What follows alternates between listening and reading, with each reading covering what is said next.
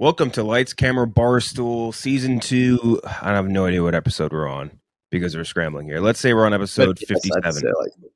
I'll tell you. Oh, no, we're further than that. Come on. We're Season 2, episode 86. Number 64. All right, I traced it, basically. I was very close with 57. You acted like I was way off. It's not even close. It's like... If I was within 10, I was close there. There's no Jeff today because he is ailing, sick as a dog, as they say.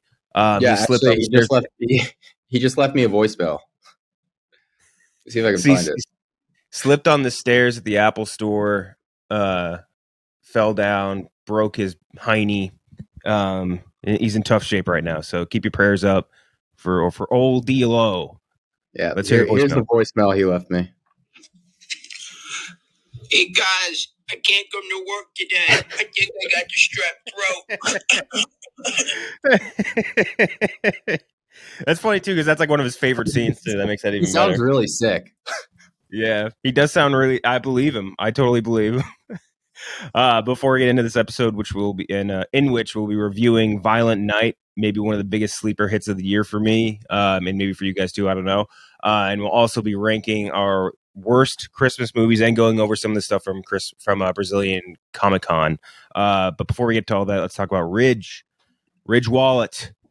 Ridge Wallet is an ultra slim minimalist wallet, holds up to 12 cards plus room for cash. There's over 30 colors and styles, including, these are my two favorite, carbon fiber and burnt titanium, which sounds so cool. They sound like Call of Duty gun skins or something. I was going to say they sound like tailor-made golf clubs, which are... Yeah, or that too. Yeah, for sure. They're made with RFID blocking technology, which protects you from digital pickpocketers, which is like, it sounds like something from like Cyberpunk or some shit, but it is a real thing, which kind of sucks. And they also have new key case to help you organize your keys. We've talked about this a ton, but I love this thing. I got it right over here, actually. I still need it so bad. I've been putting it off. I need it so bad. It's getting worse. Look at this. My keychain's getting worse. Look how slim this is. It's amazing. Like, it's so much better than having to carry a lump of keys in my pocket. But yeah, it's amazing. Organizes your keys in a compact silhouette. If you're watching on YouTube, you can see that now. Folds out for easy access. There's 6 colors, again, including carbon fiber and burnt titanium. We love Ridge. I think we're big Ridge guys. Hell yeah. Love the Ridges. Big time Ridge. Those are the worst condom, by the way, for whatever that's worth. I always hate it. Like, I tried it once. I'm like, yeah, damn, maybe this shit. Oh, you never tried a ridged condom before? No. Are you saying I thought that's what you were going for. I thought that was the joke you were making. No. You're like, I love ridges. Such a perv. This is the worst one by far. Fucking stunk. Literally, too. That smell of latex. Ugh. I'm a raw guy. But yeah, the Ridge wallet, again, it's amazing. Check them out. Great gift, too. Like, that's like an easy, like, stocking stuffer is the wrong word, probably, but like, you need a gift for like a father-in-law or something. Throw him that. I think he'd appreciate it. I end up using the stocking stuffers more than anything. Yeah, that's true. I mean, like, way more than usually. Stuff I use all the time. I told my girlfriend early this year, I was like, the only thing I want for Christmas is God of War Ragnarok. Only thing I want. Only thing. Oh yeah. And then it came in the mail, and it was so obviously the game. And then, like, because it was the exact size of a PlayStation 5 game. And she's like, I had to make sure I clarified 5 there. I could make you guys think I was on a 4. Hot shit. Poor ass bitches.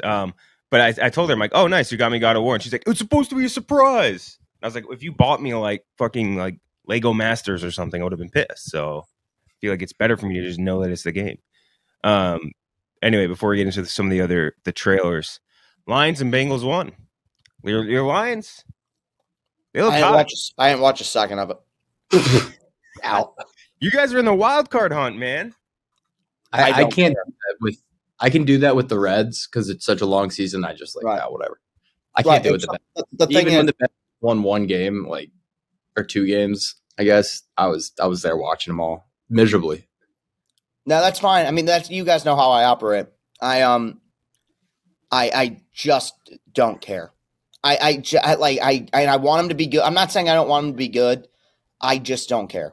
You know, Michigan football won the Big Ten championship again this week, and Michigan sports radio is going to lead off with, well, you know, do the Lions have a shot at the Super Bowl? Well, you know what? Guessing based on the fact they've won 1 playoff game ever, I'm going to say no. But yeah, whatever. Maybe they make the playoffs and then we do this whole charade again.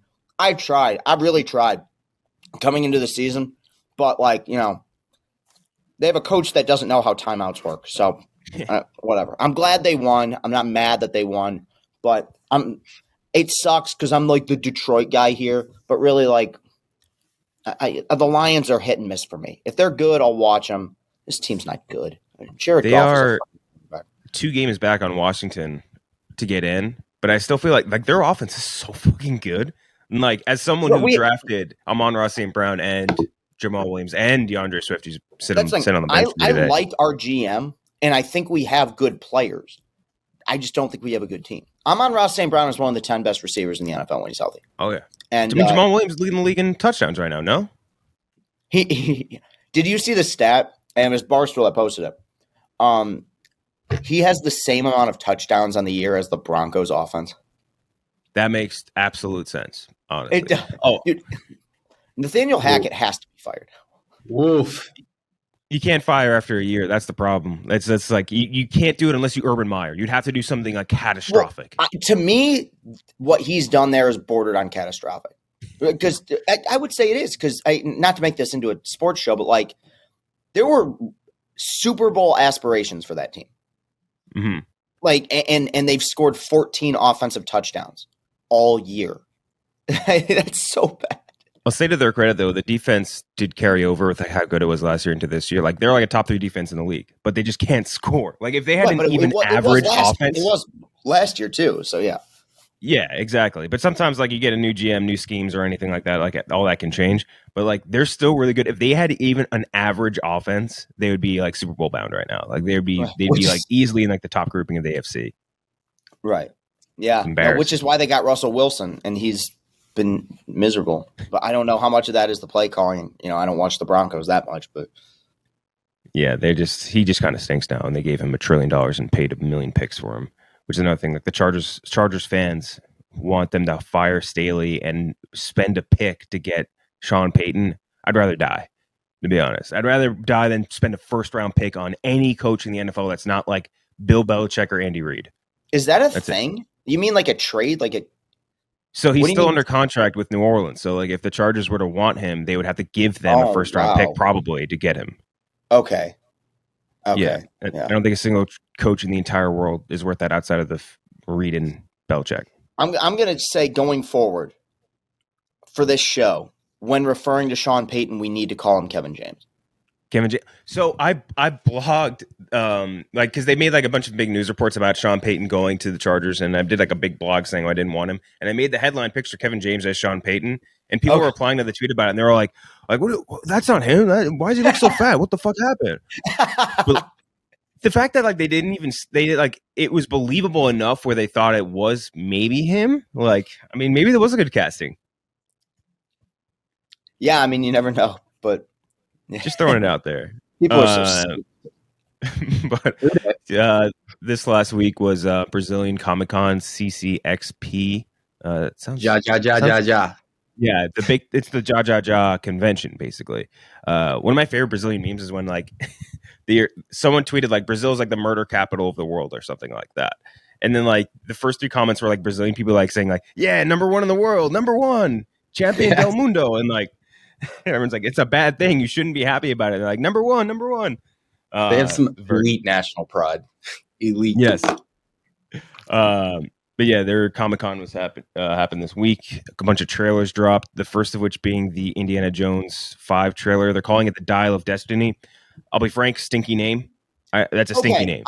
I thought I was going to have to be the one guy to say that. I'm with you. It just reminds me of Tenacious D. Yeah. Dial of Destiny, a pick of destiny. Yeah. Yeah. By the way, retroactively speaking, if Kyle Gass were to be mega popular right now, he'd be super popular. His last name's literally Gass. Can you imagine? But yeah, this one, Harrison Ford, Mads Mikkelsen, Phoebe Waller-Bridge joined in, Boyd Holbrook, Antonio Banderas, my boy Toby Jones, that stumpy little beautiful man, joining in, as well as this one is being directed not by Spielberg but by James Mangold, who did a whole bunch of great movies which we've talked about pretty recently as far as talking about Indiana Jones. Dude, he rocks. Dude, Logan, Ford vs Ferrari, Copland. Yeah, Didn't he do like Rush? What's that? Didn't he do Rush? Ron Howard did Rush. You're thinking of Ford versus No, Ferrari. Ron Howard did Rush. He did Ford versus Ferrari. Right. Yeah. Yeah. I thought you were gonna ask, like, wait, didn't he do Cars too? What if he actually did?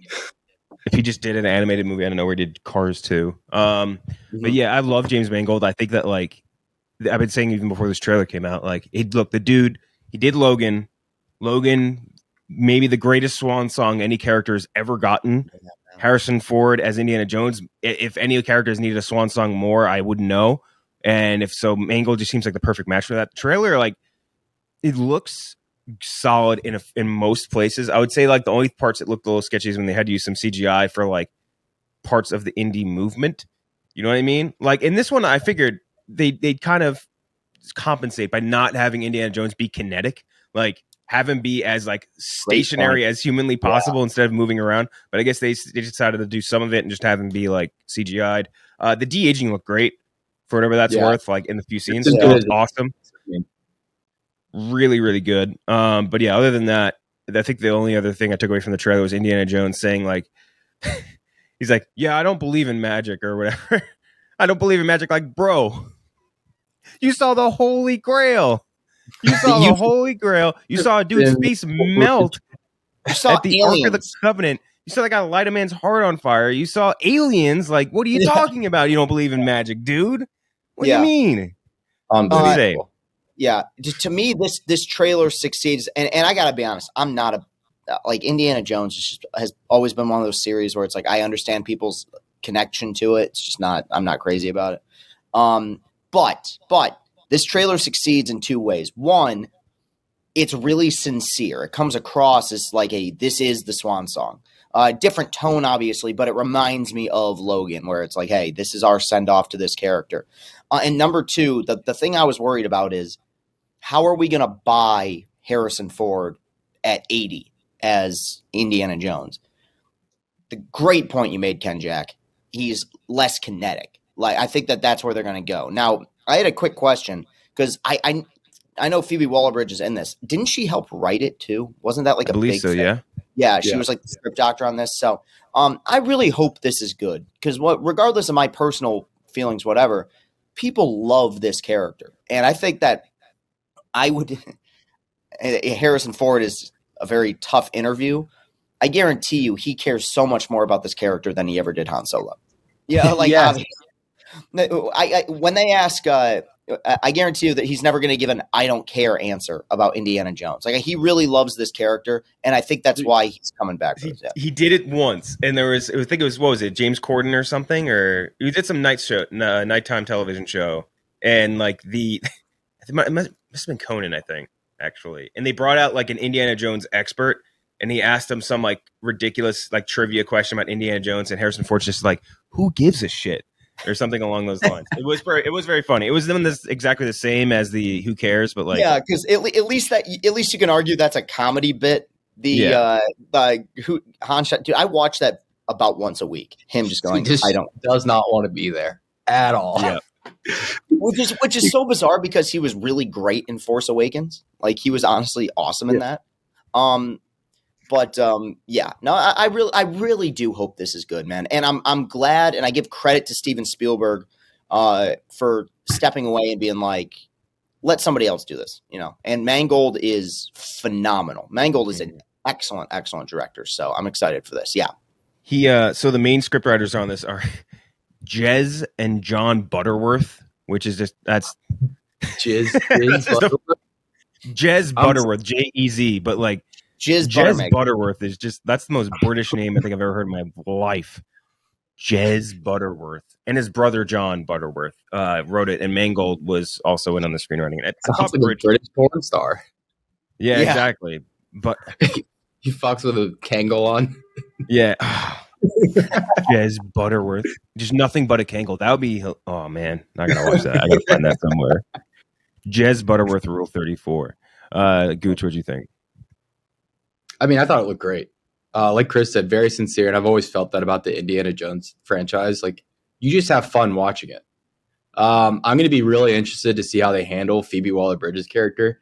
I don't think they've decided. I legitimately think that ending is still up in the air. Like, because I think they wanted early on, I think, to really transition her into a next Indiana Jones character. Keep the franchise going. Obviously, you want to keep the franchise going if you're the studio head because you can make more money. But I think that ending hasn't been received well from what I'm hearing. So, like, I wonder what they're doing here. And they like kind of were like, she's my goddaughter. Like, do you think it's actually just his daughter? Like, Indiana Jones fucked. Yeah, I mean, he definitely fucked around. Yeah. He had mud and you didn't even know about him. Can I have a real quick take? Because my designated hot take of the week. My favorite part of Crystal Skull was Shia LaBeouf. I liked that character. Wow. That is a hot one. I thought he was really good in that. And I would have been completely fine with him taking over the mantle. Now, of course, and if he's controversial as shit, and you couldn't have done it today with the way things have gone. I liked Mutt Williams as a character. I thought he was good. I liked their chemistry together. But Shia LaBeouf in 2008, it wouldn't have translated. So I understand what they're doing, but like, he gets so much unnecessary shit because he's a weird guy. I thought he was really good in that. And okay, weird. I did 10 comments just came up on the Reddit of me talking about that. But that's fine. I liked him in that movie. I really did. Like, I think Kingdom. Go ahead. No, he is a good actor. I mean, I don't think anybody's ever said he's a bad. Like, Shia LaBeouf can act. Like, simple as that. He was a great kid actor, and he developed into a great adult actor. It's just that what happened with Crystal Skull was the ultimate. I call it Shia LaBeouf syndrome, because if that would have been his first big role, people would have been like, "Oh, this guy's great." But the fact that he went from Disturbia to Transformers to what was that? To Indiana Jones to Eagle Eye, people were like, "All right, enough of this guy." And Spielberg called him like the next great actor of our generation. I think people just got tired of him. He's good in Crystal Skull. I'm sorry. He's one of the best parts of that movie. I think he has I wouldn't even call it Shia LaBeouf syndrome. It's almost like Pretty Boy syndrome would be the wrong thing to say, but like he was like the dude for like that square piece of time. And like people, I feel like they don't react well to that person being like shoved down your throat, which is kind of like what you're saying. But I think it's one of those things where they hate the guy. If it's like Justin Bieber or whatever, like they'll hate the guy. Yeah. And then like for him to try to take over, or at least be like propped up to take over the mantle of one of the most beloved boomer characters ever in Indiana Jones, like that. No, that was never going to fly in either direction. I get it. Yeah, I get it. So that's at least where I landed on it. But Dial of Destiny, the villains. I'm excited to see what they do with the villains. Like Mads Mikkelsen is so cool, and I think Boyd Holbrook is a fucking awesome actor. In Logan, he was an amazing bad guy. Yeah, he was great. Did you guys see Vengeance yet? Yeah, no, I he was good in that. He was like hilarious, like a tone I didn't know he had him. He's also from like Eastern Kentucky, so shout out to him. My sister's friend went to high school with him.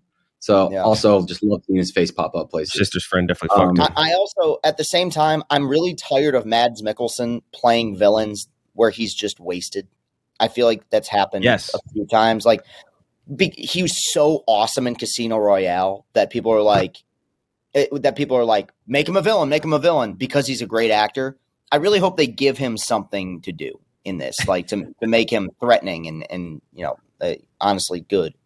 I think they like him because he is a great villain actor, but he also just looks evil. He's an evil looking dude. Like he's just cursed with that look. European features. It's the European, like the accent, like it all comes together, and you're just like, Eastern Europe. It's a very funny meme of I don't know what movie it was for, but it's Mads Mikkelsen and Tilda Swinton sitting next to each other, and it's like they look like that European couple that asks you to swing, and you're like, shit, maybe, maybe I don't know, but I take a peek. Sorry. But he, I agree with you. I think like he just needs some room to work. Like fucking Harry Potter, what a waste he was in that, man. Such a good actor being forced to do that slop for fucking dumb pigs. And man, him getting to do a Nazi, I think is great. And especially, and on top of that, that is something that was missing from the last Indiana Jones. Indiana Jones needs to fight Nazis. That's his thing. Every good Indiana Jones movie, he fights Nazis. First one, third one, and now hopefully this last one is going to be fighting Nazis, and that always plays. And I like how they introduce their reasoning to introducing Nazis into like the late 50s or 60s, whatever they're doing here, is like the Operation Paperclip, like getting the Nazi scientist over doing the rockets for the U.S. I really, really like that. Yeah. All right. Ken Jack wants to see more Nazis in movies. All right. I want to see Nazis getting their shit kicked in by the old man Indiana Jones. I will always tune in to watch that. And it's, you know what was great too from this trailer? I don't know if you guys picked this out. There's a scene, they did like almost a compilation of him punching people and it making the punch noise, like the classic old Indiana Jones punch noise, which doesn't sound like anything at all when you punch something. It's like, yeah. It's so funny. I love that. Dude, it's so fucking funny. It's great. Next was the Guardians of the Galaxy Volume 3 trailer. Definitely, at least for me, one of my most anticipated Marvel movies coming out, if not the most, I guess. All the same characters we know from the previous movies, plus it has Will Poulter joining in as Adam Warlock, and then I'm not going to try to pronounce his name, or I'm going to try to pronounce it. Chukwundi Iwuji, who was from Peacemaker. He was incredible in Peacemaker. James Gunn really liked him. They brought him in as the High Evolutionary in this one. This trailer, I think, did pretty much everything I wanted it to do. All the familiar beats, quick humor, really good music, and good looking action. Too much CGI, but I mean, like that's like Guardians. You need it. You have no choice at all. But yeah, I think it was cool. They didn't show too much of like Adam Warlock or even the High Revolutionary. They kind of are evolutionary. They keep you like very the High Revolutionary. That sounds like a leftist cafe or something like that in like Colorado or at Oregon or something. That's the alternative to Starbucks that like hipsters go to.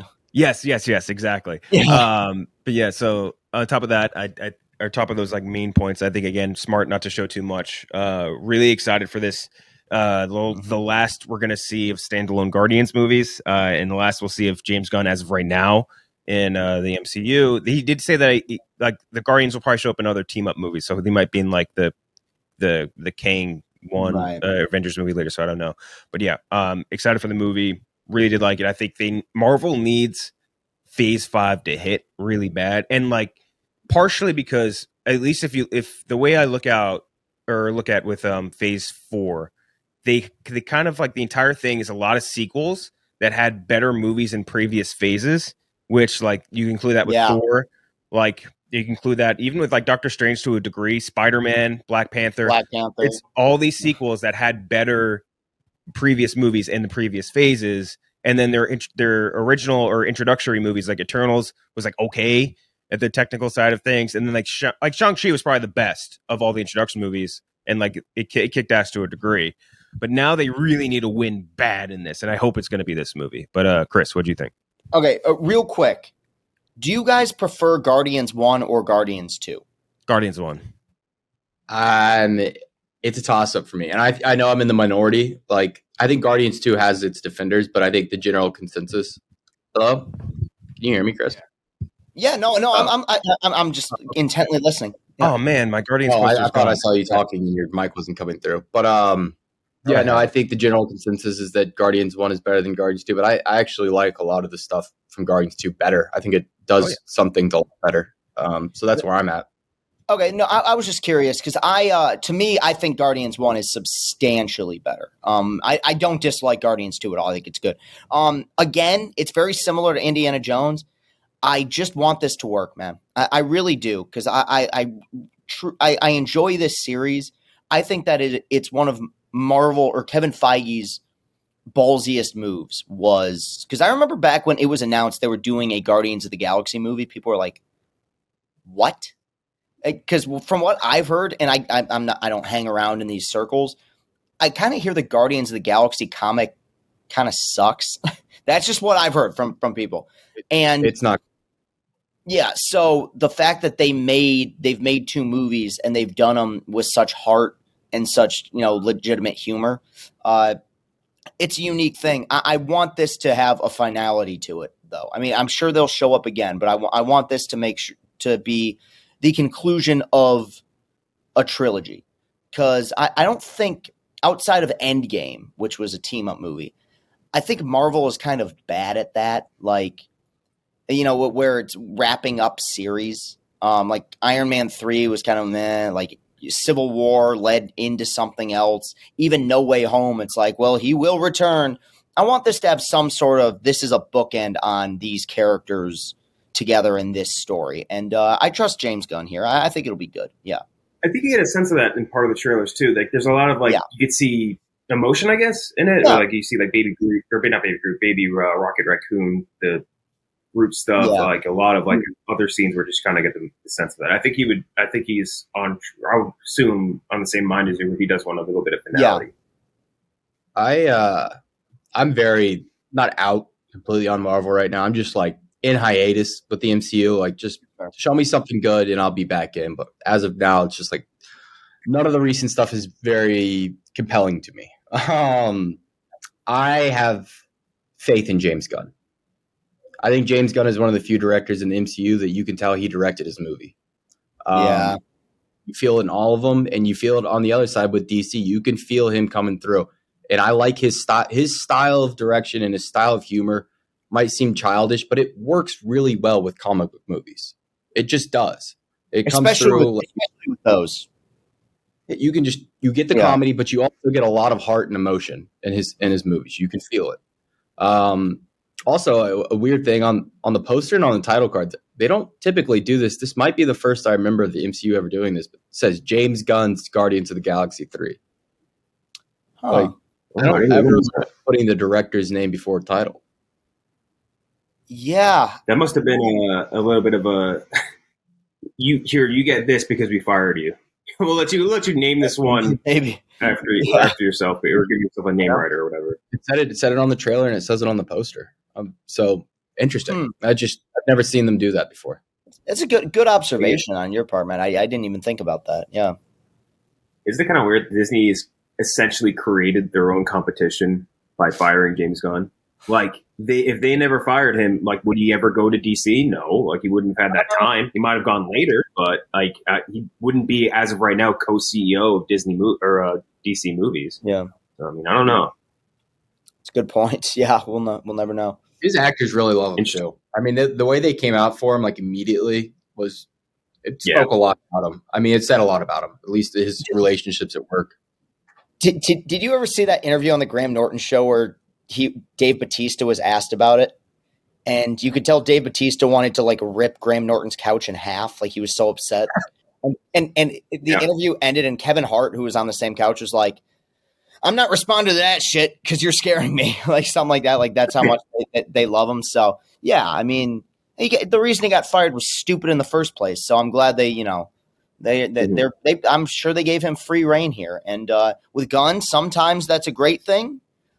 Sometimes that's not so great of a thing. So yeah, that's cool. Yeah. I just want to know. I just saw a trailer pop up from Netflix. I don't know what this movie's called, but it has Eddie Murphy, Jonah Hill, and Julia Louis-Dreyfus. Can't be good. He wrote it too, Jonah Hill. That's really weird. Oh, it's called You People. Okay. Interesting. That is something I usually consider when I look at Jonah Hill.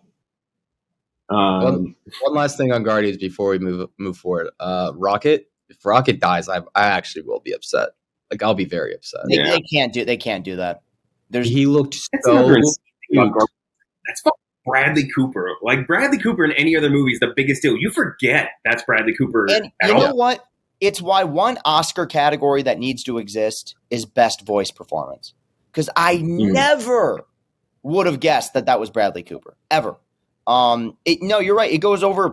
He must have taken a pay cut because he's like no one. You're right. No one is aware that that's one of the biggest movie stars like the last decade. Yeah. He doesn't do the mocapping, so I'm sure it's easy. It's a little easier on him. Yeah. That's a really good point. Sean Gunn does it. Yeah, that's a really good point. Yeah, yeah. It's fucking crazy. Sean Gunn, like, he looks so. Anytime somebody wears a mocap suit, I'm sorry, they look so fucking funny. Have you ever seen the pictures of this, Chris? Yeah. Well, yeah. No, it looks insane. It's Sean Gunn, and like he's sitting there like getting pet by Dave Bautista. It's so funny. It's why Andy Serkis should have at least gotten one Oscar nomination for Planet of the Apes because he's wearing fucking pajamas with dots on his face. Like, I could argue he got one for Two Towers. He was incredible in Two Towers. He should have gotten. Well, that's where it started. He should have gotten one for Gollum too. But like with Caesar, it was different because like there's moments of him being petted and like trained and like having to. And it's like I've gotten in arguments with people who are like, well, it's the CG that made the performance. The guy's walking around you're insane. Like he commits to these roles. So yeah, no, I give Sean Gunn a lot of credit for not putting up with it. But yeah, you're right. Like that's an important part of that performance. Especially Gollum too in the second one, like that was like a Shakespearean level performance that really had nothing to do with CGI. The scene at the lake is might be top 3, top 5 scene from the whole trilogy. Like there should be an award for it in the Oscars, and it should just be called the Andy Serkis Award. Like it should like for CG mocap acting. I think I've said this before on the show. What's going to end up happening is that 20 years from now, we're all going to it's going to be the Academy goes, oh, oops. We forgot to do a basic thing and give him a nomination for being a great actor. So we're going to he's the Boris Karloff of this generation. He's the modern, like movie monster, like unrecognizable. But now he's entered a phase of his career where like, he's just great on his own. And he always was, but like he was in the fucking Prestige, you know, he's a great actor. He's the best part of Andor to me. So yeah. Again, fucking crazy. Just to wrap that up. It's not only Bradley Cooper, but again, Vin Diesel. Like, if you had all these people, like, not in voice roles, can you imagine if it was just actual Vin Diesel and actual Bradley Cooper standing next to, like, you know, Chris Pratt, Zoe Saldana, all these people? Everyone would be like, what the fuck? Like, this is a totally different movie. But their voice acting is so good, you don't even notice. Gooch, are you going to bring it up, or do you want me to? What? The Brittany Griner tweet. Oh, my God. Wait, who was that? It's Vin Diesel. What's Vin Diesel? What did he say? He said, all I want for Christmas is Brittany Griner to be free or something like that. Yeah. I was looking at you, Gooch. I saw you laughing. I thought that's what you were going to mention. No. I was going to say something. He's got to make a new song. I was stuck on her. He's got to make a new song to show Putin, you know? Like, I think if anyone could sing Brittany Griner free, it's Vin Diesel with a new DJ track. Before we get into the next news item, let's talk about Dave.com. Dave.com. Dave is the banking app that can help you get up to $500 instantly with extra cash. With Dave, there's no interest, late fees, or credit checks. That's more money to buy those last-minute gifts or catch up on bills without having to wait for your next paycheck. You can finally tackle those expenses that have been stressing you out without any hangups. Millions of people have already downloaded the Dave app to get the financial relief that they need with extra cash. So if you're in a pinch, you need some extra help, download Dave and think of it as getting a helping hand in the future you. Download the Dave app from the App Store right now or go to Dave.com. Sign up for extra cash account and you can get up to $500 instantly. For terms and conditions, go to Dave.com/legal. Instant transfer fees apply. Banking services provided by the Evolve Bank and Trust, member of the FDIC. FDIC is something I feel like all of us have heard. I know everything about the FDIC. I think it's they insure you up to $100,000 or something like that after the Great Depression. You're asking the wrong person. Federal, it's... Fuck! How do I not remember the rest of this? I remember learning it's like federal. My taxes. It's like it's meant to insure the banks because people were like when the banks all ran out of money, like they had nothing to give people when they were trying to withdraw their shit after the Great Depression. Federal deposit. Fuck! Now I gotta look it up. It's gonna piss me off. What is it? Federal Deposit Insurance Corporation. Okay, I was halfway there, 50%, failing grade. But anyway, next trailer is Transformers Rise of the Beasts. I got a good joke. FDIC, my wife hasn't done that in years. Hey, I get no respect. That has to have been done somewhere before. I'm going to look. That's fucking good. That's really probably the joke. Anyway, next trailer was Transformers Rise of the Beasts from LCB interviewee Stephen Caple Jr., who did Creed 2 and The Land. Creed 2 we liked a lot, if I remember correctly. Or yeah, we definitely did like a lot. Interesting cast. It's all the regular voice actors, but adding in Ron Perlman, Pete Davidson, Michelle Yeoh, Sebastian Maniscalco is in this as well, and Anthony Ramos from Hamilton is going to be like the lead actor. I'll be honest, like as far as Transformers go, I was never a big fan of the toys or anything like that. Beast Wars I was definitely out on. I'm like, well, if it's not turning into a car, like it's turning into an animal, I'm not in on that. I don't want any. I don't want a dinosaur. I've got a dinosaur toy. If I want a dinosaur toy, I don't need anything like that.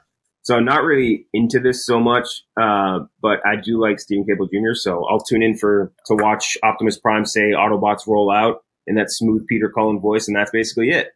But Chris, what do you think? Okay, I wrote a blog about this. I don't know if I've ever said this. God. Oh, I know what you're about to say because I've seen the blog. Oh yeah, the first Transformers is probably one of my 15 favorite movies of all time. I love that movie fucking so much. I do not hate that too. Okay, because the thing is, and I'm not going to get into the whole soliloquy. It's the best movie ever made by a 13-year-old. Like, that's what I love about it.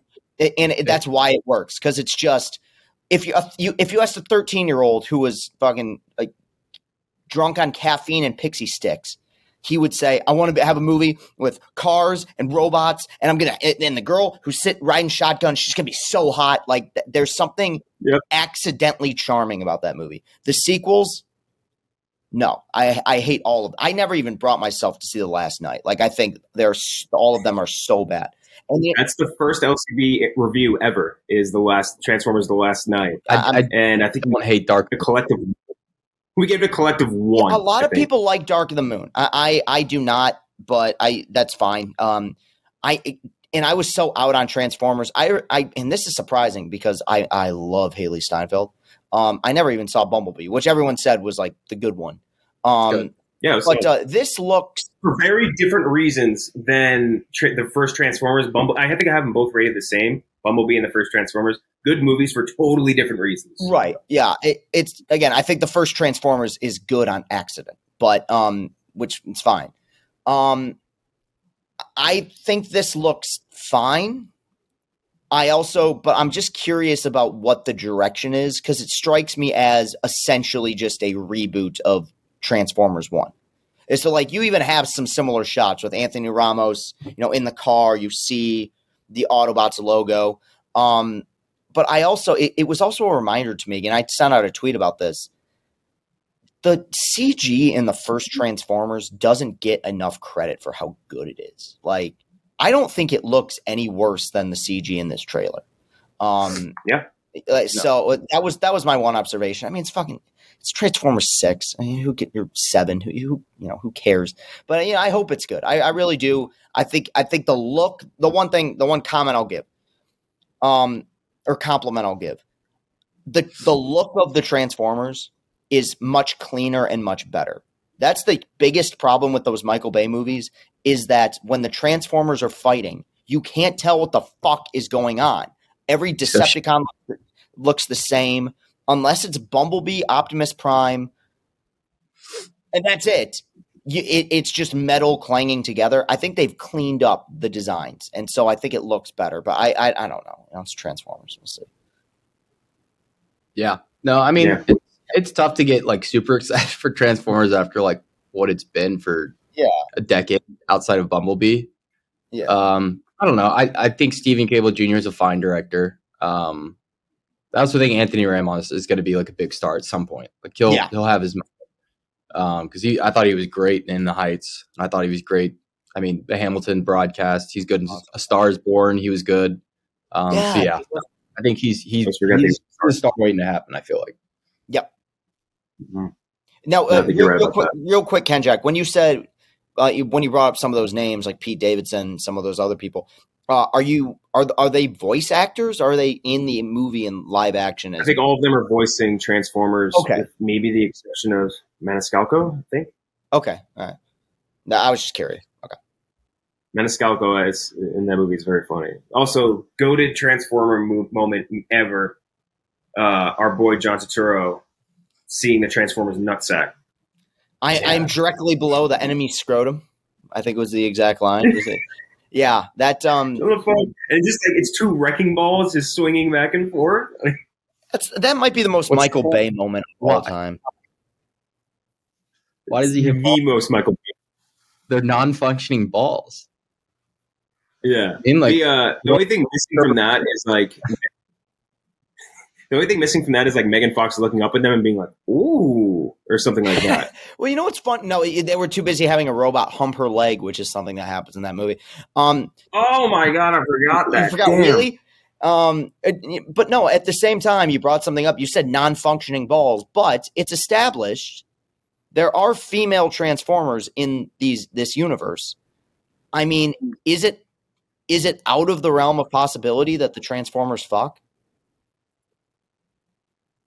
I feel like in the Bay universe, they definitely reproduce by fucking. They have to. Like, absolutely. If we've seen robot balls, that means there's robot dick. So, like, in Transformers canon, definitely not. But in Michael Bay canon, they absolutely. No, if Michael Bay would have continued making Transformers movies, Transformers 6 would have been, the Transformers, the secret orgy. Like, I think that's probably would have been the next step for the franchise. Yeah. You see a Porsche going down the road and it just got motor oil all over its windshield. I need a rag to get this oil off. You see Optimus Prime licking his lips.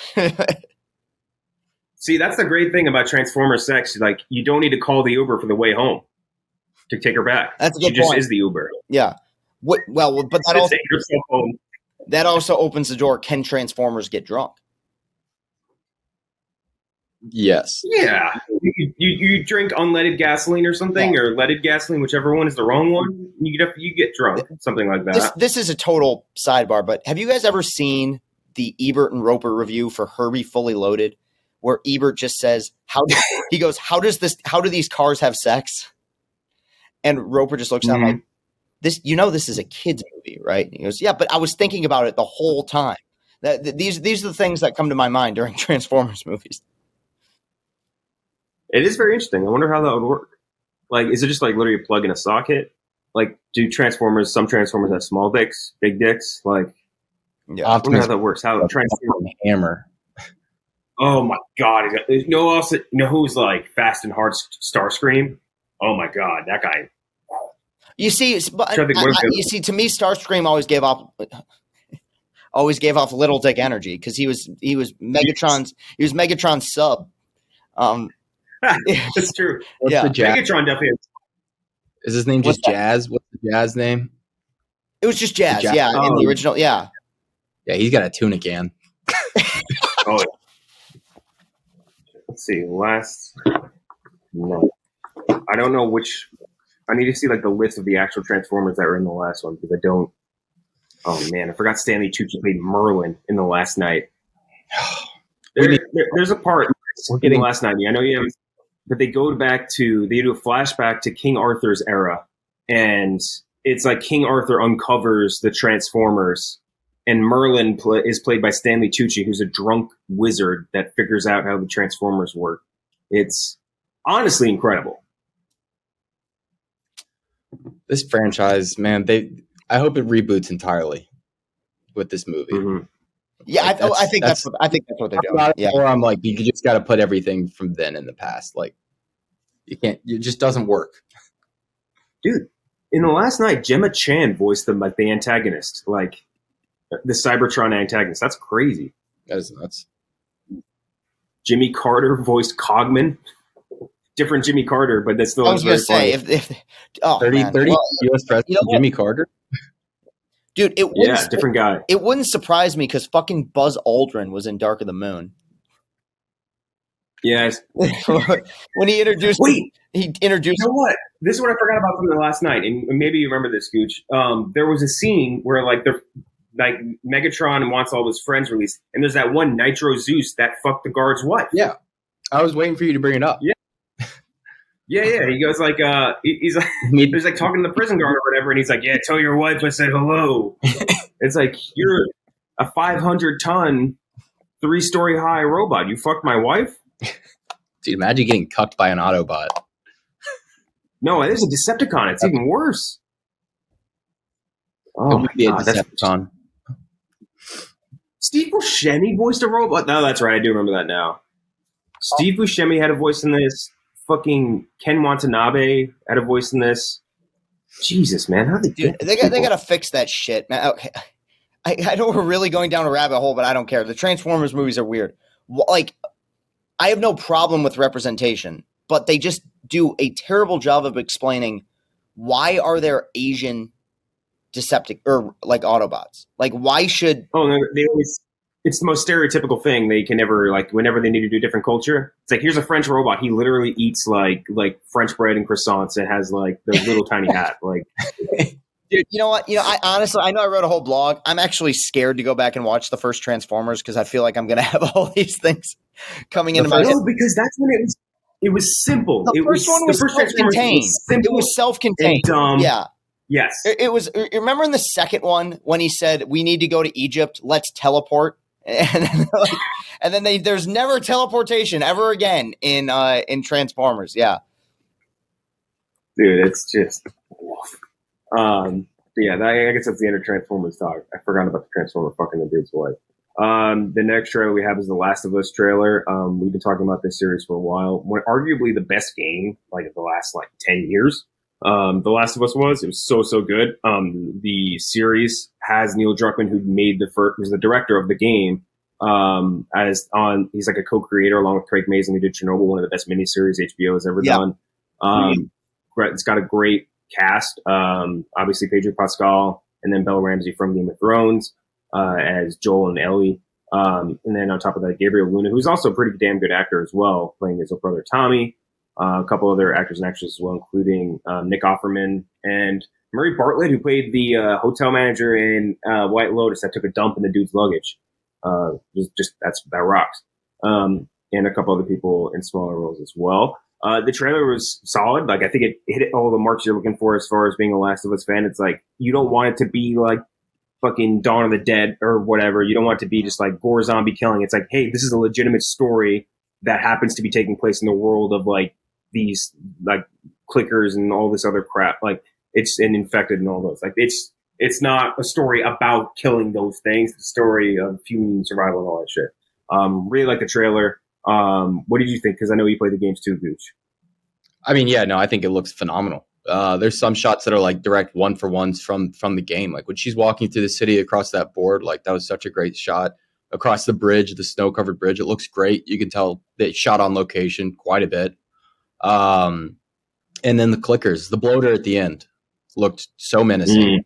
That noise they make, and the game did a great job of like setting the standard for it. That noise is just terrifying. That sound design on those zombies is it's such a good idea and such a cool plot device, especially when like you get into the action. Oh, great. So yeah, no, this is my most anticipated series for next year.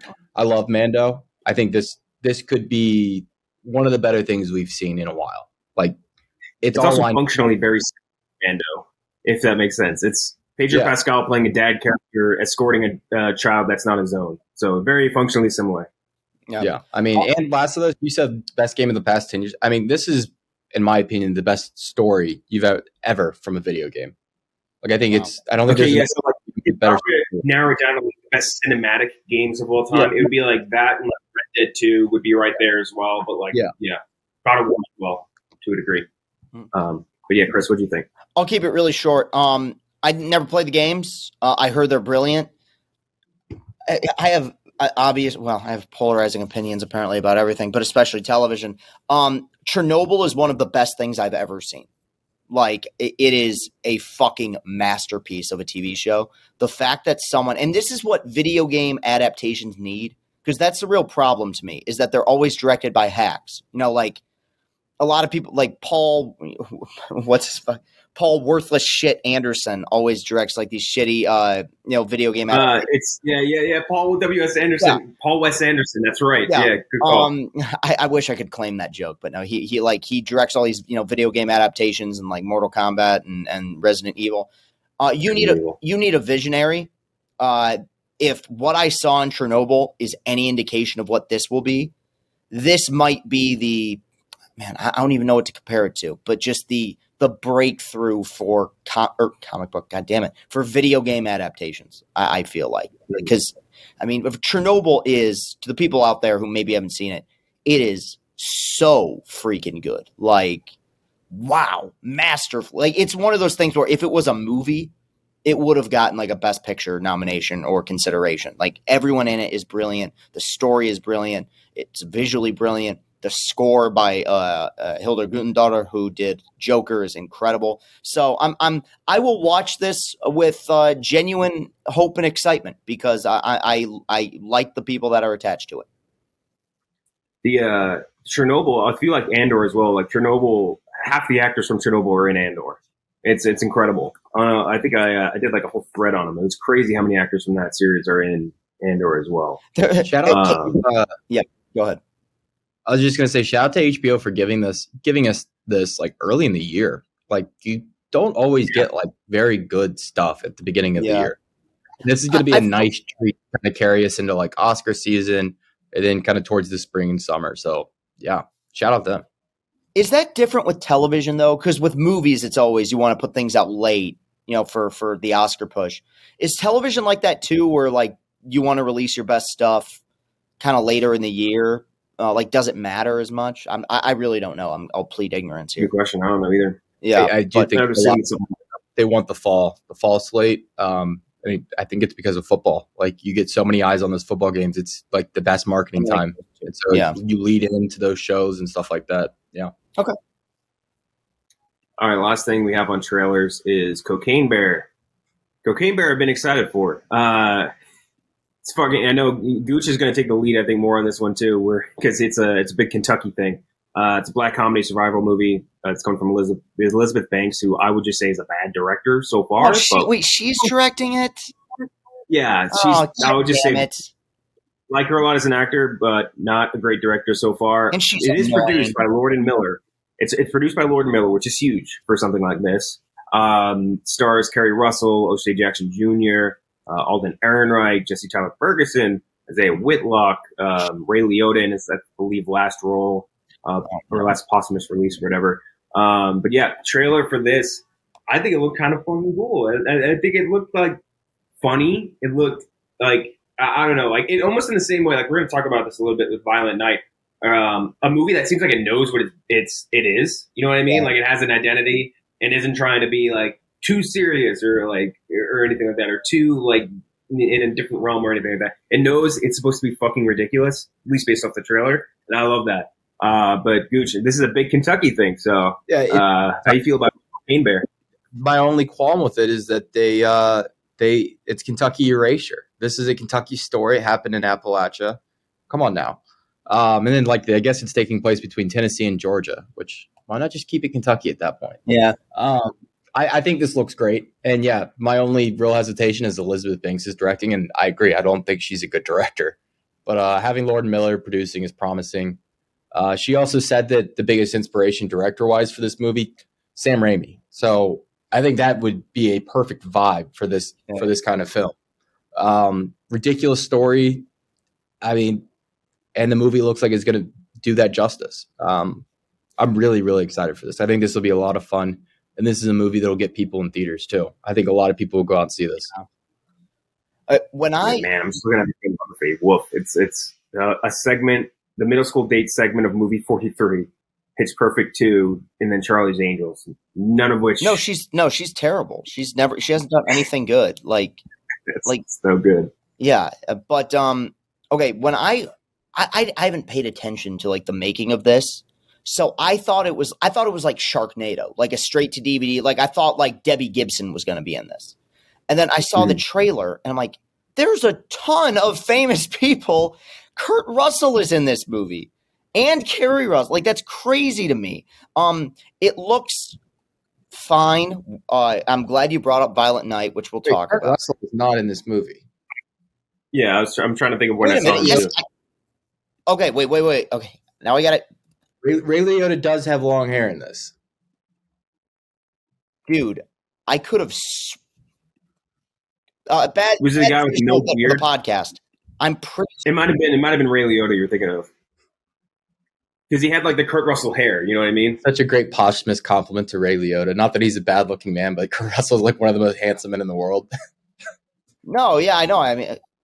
Okay. Oh, shit. We can cut this. I got to see. I swear. No, we're keeping it. We all make mistakes. That's part of the LCB lore is fucking shit up like this. Now I got to watch the whole fucking trailer. Okay. I'm looking. I'm skimming. I thought Knuckles was a chinchilla, and I put that out in the universe. Yeah. I thought he's a chinchilla for like 15 years. All right. You weren't like that wasn't insane though. God I would have damn guessed it, you're right. It is Ray Liotta. Fuck. I never No, but he has do that. God damn it. But you're okay. He's got the aviators. Okay, when you watch the trailer, you can't tell me that with the hair it doesn't look like Kurt Russell. No, for sure. Anyway, this is a big pet peeve of mine, and we'll talk about it a little bit with Violent Night, not to give away my thoughts. I really don't like movies that are like trying to be so bad they're good. That annoys the shit out of me. If this is legitimately good, awesome.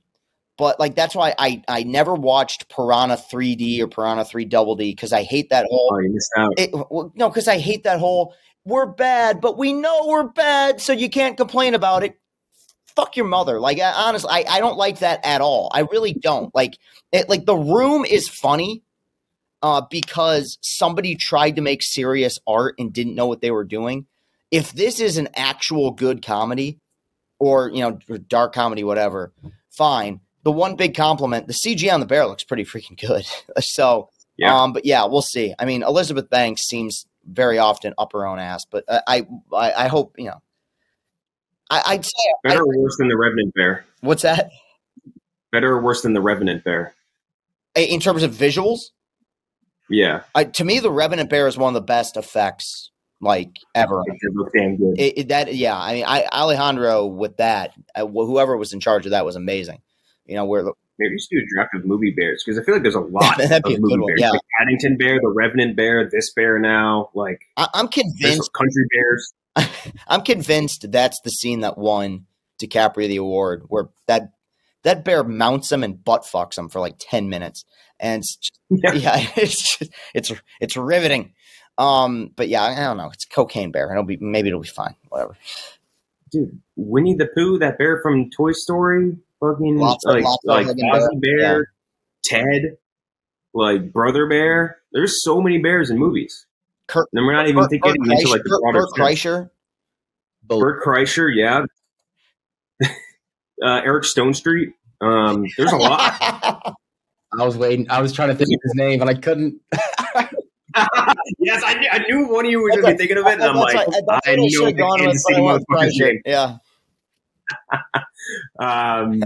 Okay, yeah. So that's old Cocaine Bear. Let's do another ad before we get into our review of Violent Night. This one is for Fight Camp. You've been looking for a new addition to your fitness routine? Well, then allow me to introduce you to Fight Camp. It's an interactive at-home boxing fitness. You gotta say camp, right? Fight Camp. They bring the best workout in the world into your home and they make it fun. Explore thousands of workouts led by expert trainers with decades of experience teaching proper boxing form and technique.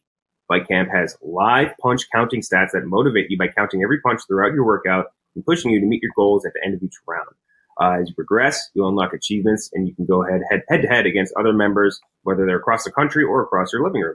So join the biggest boxing community in the world without leaving your home. This holiday season, you'll also get a heart rate monitor and a premium jump rope for free. That's an additional $148 value for free. Fight Camp packages start at just $99. They also offer some great financing options, so you can get started for as low as $9 a month. To get started and get your free gifts with purchase, go to fightcamp.com/LCB. That's fightcamp.com/LCB. I will note, fitness classes that include boxing and all that shit, they fucking are good. They are really, really good. That's the first time I went to one of those, a boxing class or whatever. I was like, whatever, just be punching shit. It's gonna be so easy.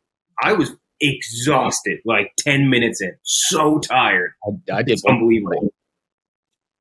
You did what? I did one this morning. Boxing class. I need this Fight Camp thing because I need some at-home work too. Let me tell you, I'm falling behind. It's my second. Yeah, it's fucking hard. It's 20 minutes in, and I was gasping. I think the first time I did it, I was just because you always hear boxing stamina, you're gonna get tired, I'm like, yeah, whatever, I can punch shit for 10 minutes.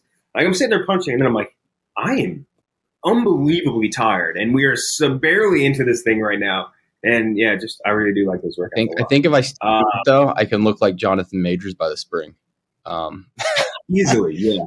Just introduce some whey protein into your diet, and you'll be good.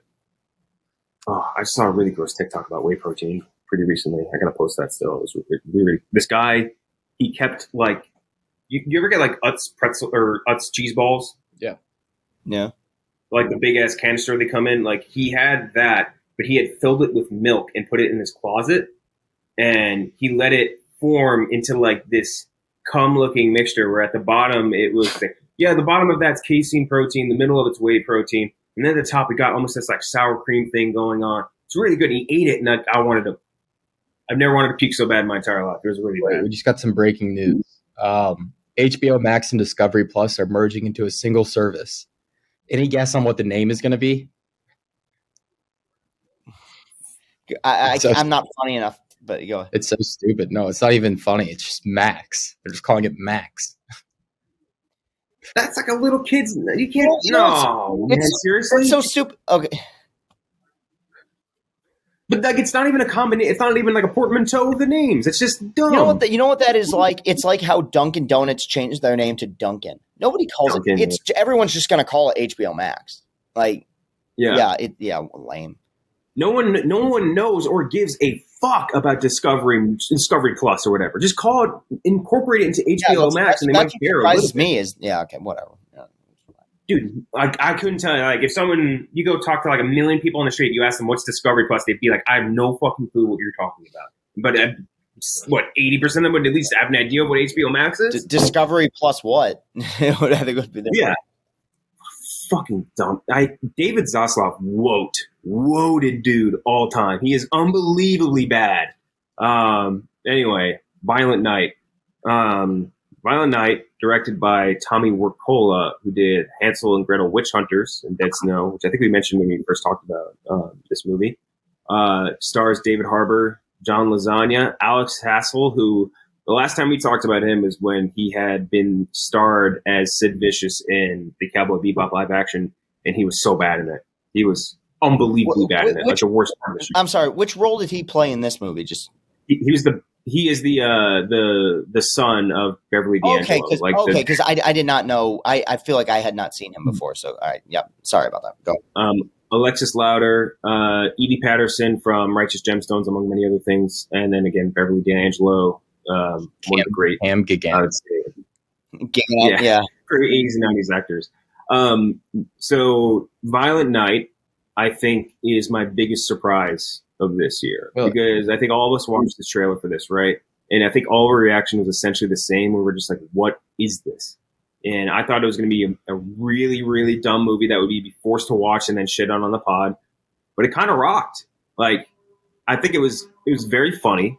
It was stupid and I know, Chris, you might not agree with this sort of sentiment, but like, I think it was dumb in like a purposeful way where like it's embraced ridiculousness versus like trying to either be earnest or be genuine. It's like, let's just be batshit crazy and just roll with that. And I like that a lot. And also had kind of a sweet message by the end of it. And a lot of the movie kind of revolves around David Harbour, who I thought was phenomenal and carried the whole thing alongside what was a pretty solid villain performance from John Lasagna. A lot of direct references in this movie to both Die Hard and Home Alone, which the movie like borrows a lot from a structural standpoint, which I really like. But I think what surprised me the most was how good the fights were. The fights were insanely good. Like, and the fight choreography is from this guy called Jonathan Usibo, who did all the John Wick movies. He did Black Panther. He did Deadpool. They had that long take fight, like Santa's first fight in the movie. Like, all that being done in a oneer it looks so cool. Like, I would have never in a million years expected that from this movie based off the trailers. I think the biggest con I had for the movie, I'm not sure if you guys agree, I think it's probably too long. I think a movie like this shouldn't be knocking on the door of 2 hours at all. And there are some scenes that I think could have been cut without losing them. And the only other thing I think was maybe a con was like part of being stuck between a satire of Christmas and an earnest story. Maybe I kind of liked it because it's not like I noticed it while watching it and was like, this kind of sucks. Like, after the movie, I'm just like, what was that trying to do really? But yeah, I don't think that was that huge of a deal. But really, really liked the movie a lot more than I thought I would anyway. I ended up giving it an 80 out of 100. Really, really enjoyed a lot of it. I feel like Chris is going to have the dissenting opinion, so we'll let him go last. So, Goochman. I'm at a 70, so just a letter grade lower. So I think the strength of the movie is the fights. I think the fights look fucking incredible. I literally thought John Wick, especially in the shed scene, I really felt like it had a ton of John Wick vibes. I was like, holy shit, this is like got very brutal at points too. Much more brutal than I was expecting. Looked great. John Lasagna hamming it up as a villain. Hammed perfect. Yeah. He was great. Like the Christmas puns, all that stuff, it really worked for me. The issues I have are like what's going on in the background. Like I'm just not it was incomprehensible at times what was going on in the background with like the family and their money. And at other times I was just like, I just don't give a fuck. I really don't give a fuck. The little girl was cute, but it was just like, Jesus Christ. I do not care. Get back to Santa fighting people. So that's where I'm at. There's not a ton to really talk about here. I feel like I do like movies like this. And I like that they put this in theaters because this really feels like something that in today's day and age goes straight to streaming. Movies like this can be fun. This did well at the box office. Put these kind of movies in theaters. We need the $60 million budget movies to make a comeback in a big way. So I'm happy for this. This is a $20 million budget, by the way. Not even cheaper. Wow. I would have guessed in the $50 million range. Wow. Good for them. Also, the director, I think he said they came up with this idea in high school, which is perfect. That does make perfect sense. Yeah. But yeah, no, I agree. That's Die Hard vibes too. I like that they leaned into it. Like they acknowledged Die Hard immediately. Yeah. And same with Home Alone. Yeah. And like they were clear homages, and I think they were done well. Like it was like a horror Home Alone though. Like that nail on the step. That's like one of the worst. Oh, I hate that. I hate it so much, but that's what makes it good. So many other things, like getting shot sounds better to me than stepping on a nail. I can't explain. Like that just sounds so painful. Mm-hmm. And the guy, he got it like the what was it? Hot fuzz treatment with the nail going through here and coming out of his like mouth or whatever. Oh, disgusting. It's miserable. And then falling on backwards onto the fucking thing. Oh, Chris, was this too dumb for you? I feel like this one was definitely too dumb for you. So I thought we were going to do Fablemans this week. And then Jeff sent me a message saying, can you see Violent Night by tomorrow? And I said, yeah, after Michigan loses to Kentucky in basketball, which they did. And if I didn't – look, I see a lot of movies every year. If I didn't work on this show, you couldn't have paid me to see this. Because I hate movies that are trying to be unintentionally, so bad they're good. So I go in there to see it. This is one of my 5 favorite movies of the year so far.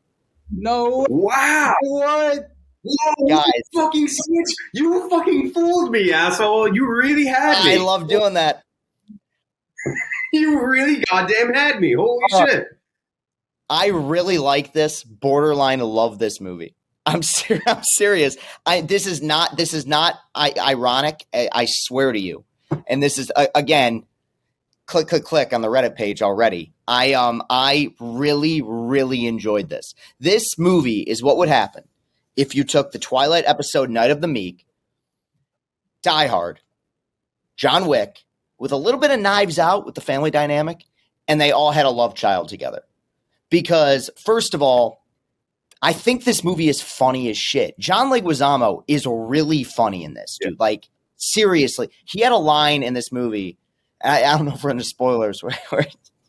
Yeah, we'll say from now we're heading into spoilers. Where Santa guesses you wanted a bike to one of the henchmen. You wanted a bike when you were a kid. And he goes, that's fucking luck. It's like saying that a guy likes big tits. That shit made me laugh for like 20 minutes.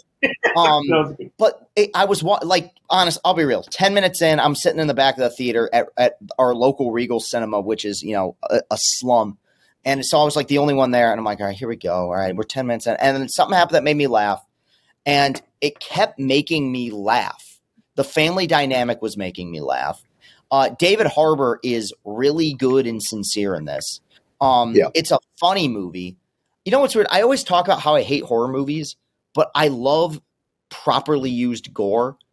And holy dude, some people just die beautifully in this movie, man. I can't be more like there is some awesome gore in this film. And as I was watching it, I'm like, I'm just amazed because I kept waiting for it to do, and there's a few, but I kept waiting for it to do the, waka waka, like this is how crazy is this? It's a Santa killing. I expected it to be Silent Night, Deadly Night was what I expected out of this. We may talk about in the draft. But I can't, I'm taking my hat off because I can't believe I'm saying this. This movie made me fucking cry at the end of it. The ending was good. Because I mentioned this, I think, last week when we were talking about A Christmas Story, where to me, Christmas and the message of Christmas is something that should always be hopeful and optimistic and upbeat. Now, this is a movie that features people who get their heads turned into fucking hamburger meat. But at the same time, there is, and it's overly schmaltzy, I acknowledge it, but there's something at the end where I'm like, this is getting to me in a very bizarre way. Like, I did not think a movie this year would surprise me more than Chippendale Rescue Rangers. This has surpassed it a million ways over. Like, and again, it's not an ironic thing. I, honest to God, recommend this movie as a movie, not as a, oh God, I thought this was such going to be a dude bro. Like, man, you ever see that movie where the dude from Stranger Things like plays Santa and kills people? It's actually legitimately well made, well done. The one complaint is, the few complaints, I'm with you. A movie about a killer Santa Claus, you got to put it. It's got to be tighter. It's got to be right around that range. But beyond that, in some of the fight scenes, even though people die so good in this movie, that nail scene, I wish I saw this with a crowd because I was like, oh, multiple times. Mm-hmm. I thought sometimes the lighting, and it might have been the theater I saw it in, was just a little bit dark. Yeah, that was, I could decipher what was going on, but not exactly. I felt like they could have bumped up the lighting a little bit and made the action just a little bit more effective. But beyond that, dude, I seriously dug the hell out of this. I swear to you, I'm not trolling. I really did enjoy this a lot. And people like, there's big art house films that, I shit on, but when we're talking about director's intent, he made the movie he wanted to make. And I give him a lot of credit for that. And you brought up, I never saw Dead Snow. What was the other one that he did? He did Hansel and Gretel Witch Hunters, which is night and day compared to this. Which might as well have been like a made-for-TV movie, if not for the people that were in it. Yeah, I was stunned. I really, really did enjoy this. And shout out David Harbour because, frozen. I think he could have taken this performance in a direction that would, like, he could have been. I'm not saying this is a terrible movie, but he could have been Hobo with a Shotgun, with that type of over the topness. I think that what he is best at, just as an actor, is there's just a level of sincerity with him as a performer that I really appreciate. And while it goes a little bit overboard near the end, that girl was adorable, and I thought she was a good child actress, and her chemistry with David Harbour was funny. And I just every character in the movie outside of Santa and the girl is a complete scumbag, but they just play into it. I can't believe I'm saying this, but I really this is an 85 out of 100 for me. I think this might be. What did you give it, Ken Jack? I give it an 80. Now, Jeff isn't here. This might be the first time outside of West Side Story, though you guys gave that a high rating, in which I have given the highest rating of anyone on the panel here. I think Jeff would be around my range, so yeah, that would be between and West Side Story. There's a built-in affection with that. So yeah, Violent Night. I can't wait for this to come to streaming next Christmas. I'm gonna watch it again. Mm-hmm. Yeah, it is. That's a movie too. That's a great point, Chris. Because I was thinking after I saw this, I'm like, damn, I'm gonna get my girlfriend. I'm gonna go watch it again. Like, this is a movie I want to watch again actively because I enjoyed it that much. Which is, again, wild compared to what we thought about this movie going in. And I think that's maybe just the trailer didn't do a great job of kind of presenting it that well. But the trailer looked like dog shit. It's the trailer, and it's just the idea. I just think it's such a gimmick. Or that's what I thought about it, not knowing that it was actually going to be like a sincerely made, well directed Christmas movie. Yeah, unreal. These surprise of the year. It's December 5th. Nothing is going to top this. Nothing will top this as big a surprise for me. Yeah. Some of the things about the movie that I really liked, the lore of Santa Claus being a Viking, fucking rocked. Yeah, dude. That was so good. My review of it was literally, I just like tweeted, I was like, the Northmen. Like, it's just the Northmen. Yeah. Oh my! The revival. I thought that rocked. And the constant referral to Christmas magic as like the MacGuffin or whatever. Like, I thought that was also very. We just kept saying, I don't know how the fuck this works. Which is that there's like a weird commentary there, because when you break it down, that's true in life as well. When people like break down the myth of Santa Claus, like he can do this, but he can't do that. Like, but even they turn that into a sweet moment where the girl is like, I wanted to fly, and he's like, sweetheart, like I don't have the power to do that, but I gave you a kite. I hope you like that. Like, that was honestly a sweet moment. I can't believe I fucking love this movie, but I genuinely do. Yeah. Some of the other scenes, John Lasagna's death scene rocked, getting shot up the chimney, shattered into pieces. Dude, the one it was so good. Sickle, I think that was the first kill. Dude, that was awesome. I thought they were going to show it too. The icicle going through his eye, but they didn't. Mm-hmm. That one was great. The hammer too. Another thing, I think maybe our favorite smaller part of the movie that we didn't touch on yet was the action hero stepdad, as well as Edie Patterson, were so funny. And she's like, "Come on, kiss me in front of my son." Yeah. Like, it's just so gross. Yeah.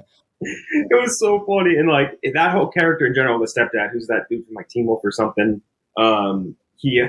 Him like saying like, "Oh man, if I was on that plane at 9/11, I'm just saying, would have landed." Like, I forgot about that. Him and Ethan, great combo. A lot of really funny lines from them throughout that movie. Yeah, I think, and on top of that, as far as like individual scenes, that barn fight was so good. Seemingly, like the funniest thing about it is like I think they did this on purpose too. They show like 3 soldiers go into that barn. Yeah, he kills 500 people in there. Oh, many. He kills like so many more people than came into that barn. It is, and I think that's just on purpose, and I think that was very funny as well. No, I'm with you. Also, great casting with Beverly D'Angelo, obviously, like a little homage to Christmas Vacation. Yep. Yeah. No, I good movie. Good. She was funny too. Great voice for like an evil matriarch. I like this less than you all, but I still think this is probably a yearly rotation Christmas movie for me, just because it's such a great change of pace. Like, it's like there's nothing else quite like it. So yeah, no, this worked really well. Really, really enjoyed it. So 70 from Gooch, 80 from me, 85 from Chris. You really had me. Chris, that whole time. I was thinking 20, 30. Yeah, you're about to give us like a 20 or 30. It's, dude, okay, it's time. Castellani needs to embrace the heel roll a little bit, which means that every so often, you're gonna get. It was like there was something similar with Top Gun Maverick, where I came on here and was like, listen to your guys' reviews, and then I ended up loving it just as much as you did. But this one, yeah, I'm sure 95% of the listening audience is like, Castellani's just gonna hate this, and I get it. Like, I'm aware of my opinions, but I have never lied to people about how I feel about movies. I really did like this. I was stunned when I came out of this. Yeah. I think that makes the movie just kind of better in a way too. It's just like, I think the expectations being shattered makes any movie better. You know what I mean? Yeah, but especially when yeah. And we haven't reviewed Fabelmans yet. Spoiler, I did really like it, but it's a weird thing where I did come out of it like a little bit disappointed, because I expected like quintessential, what I expected to feel the way I felt about his last movie, So to be surprised by a film, it does impact your rating, and it impacts, your expectations for sure. Yeah. Dude, the scene where he like takes off his Santa outfit for the first time, he's covered in tattoos. I was not expecting it at all. Then he just covered in tattoos. Yeah. And then they do like the quick cut to like his flashback of him in like the Viking helmet. I'm like, oh my God, he's a Viking Santa Claus with the fucking warhammer. Man, that rocked. It's just a really good movie. I think the best thing all three of us could probably say, it's a very easy recommendation to anyone. Like, I would say, obviously, don't go to this with a kid, but like, if you're like an adult, if you're like someone around our age looking for a Christmas movie that isn't like nonstop played or like more of a kids based movie, This is a Christmas movie more on the lines of like a Bad Santa, I guess, where it's like you can go watch this as an adult and have a great time. It's a very, very fun movie to watch. Especially with friends or watch it with your dad. Your dad will love it. I promise your dad will definitely like this movie. Yeah. So that is Violent Night. Blew away all of our expectations. Really, really happy with it. And also, I think return to form, I guess, for David Harbour, right? Because that Hellboy movie was awful, and then he just kind of, which he's addressed many times, but like he now I think was probably the best part. What? That's still the funniest story he's ever told. Was like he was like, I was sitting in the theaters halfway through the movie, and I texted Ryan Reynolds. I was like, "What do I do?" Because he's like, "Yeah." Because Ryan Reynolds went through it with. He's like, "I think what happened to you with Green Lantern is happening to me right now." Movie was like halfway over. He like saw the writing on the wall.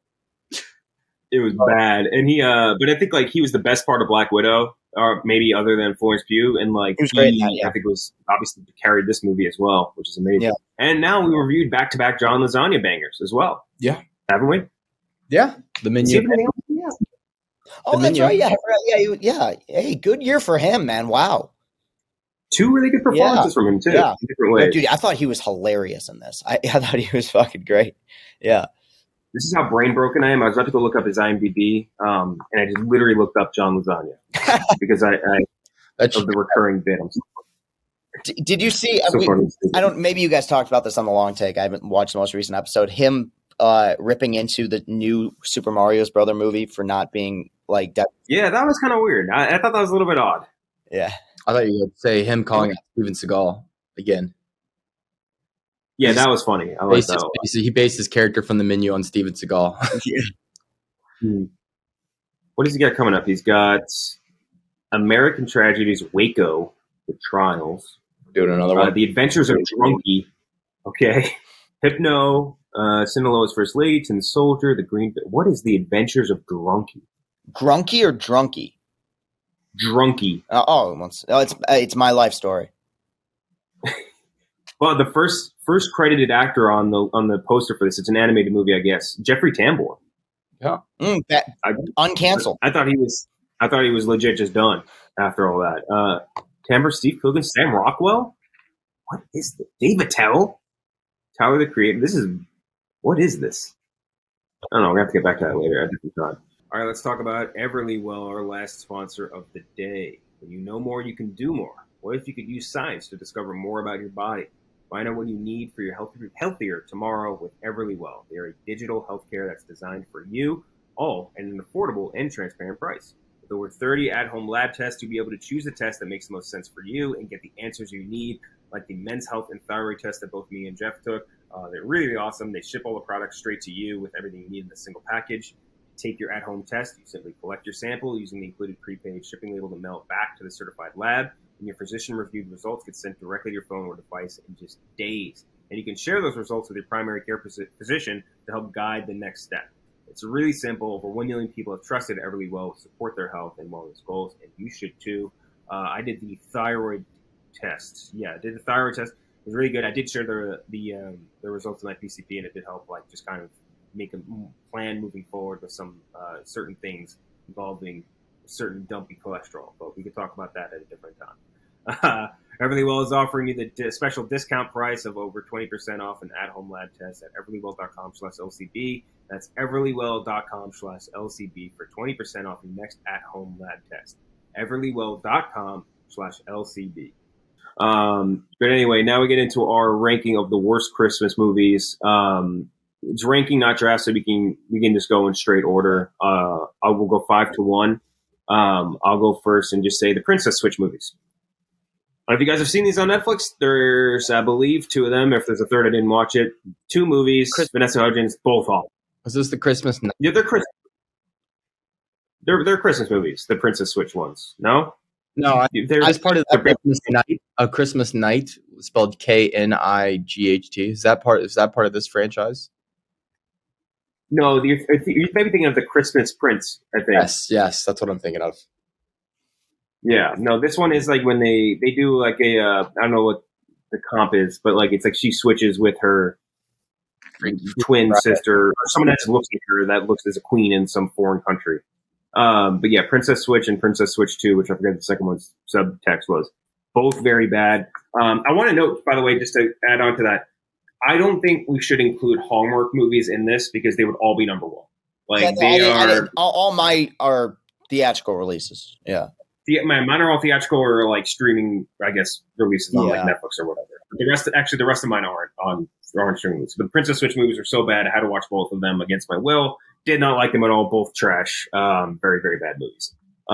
Chris. I'm gonna go with one that I remember back in the day seeing the trailer for like a year in advance, and then I saw it a million times in theaters. That I actually kind of like the premise, but it's a dumb movie. Fred Claus.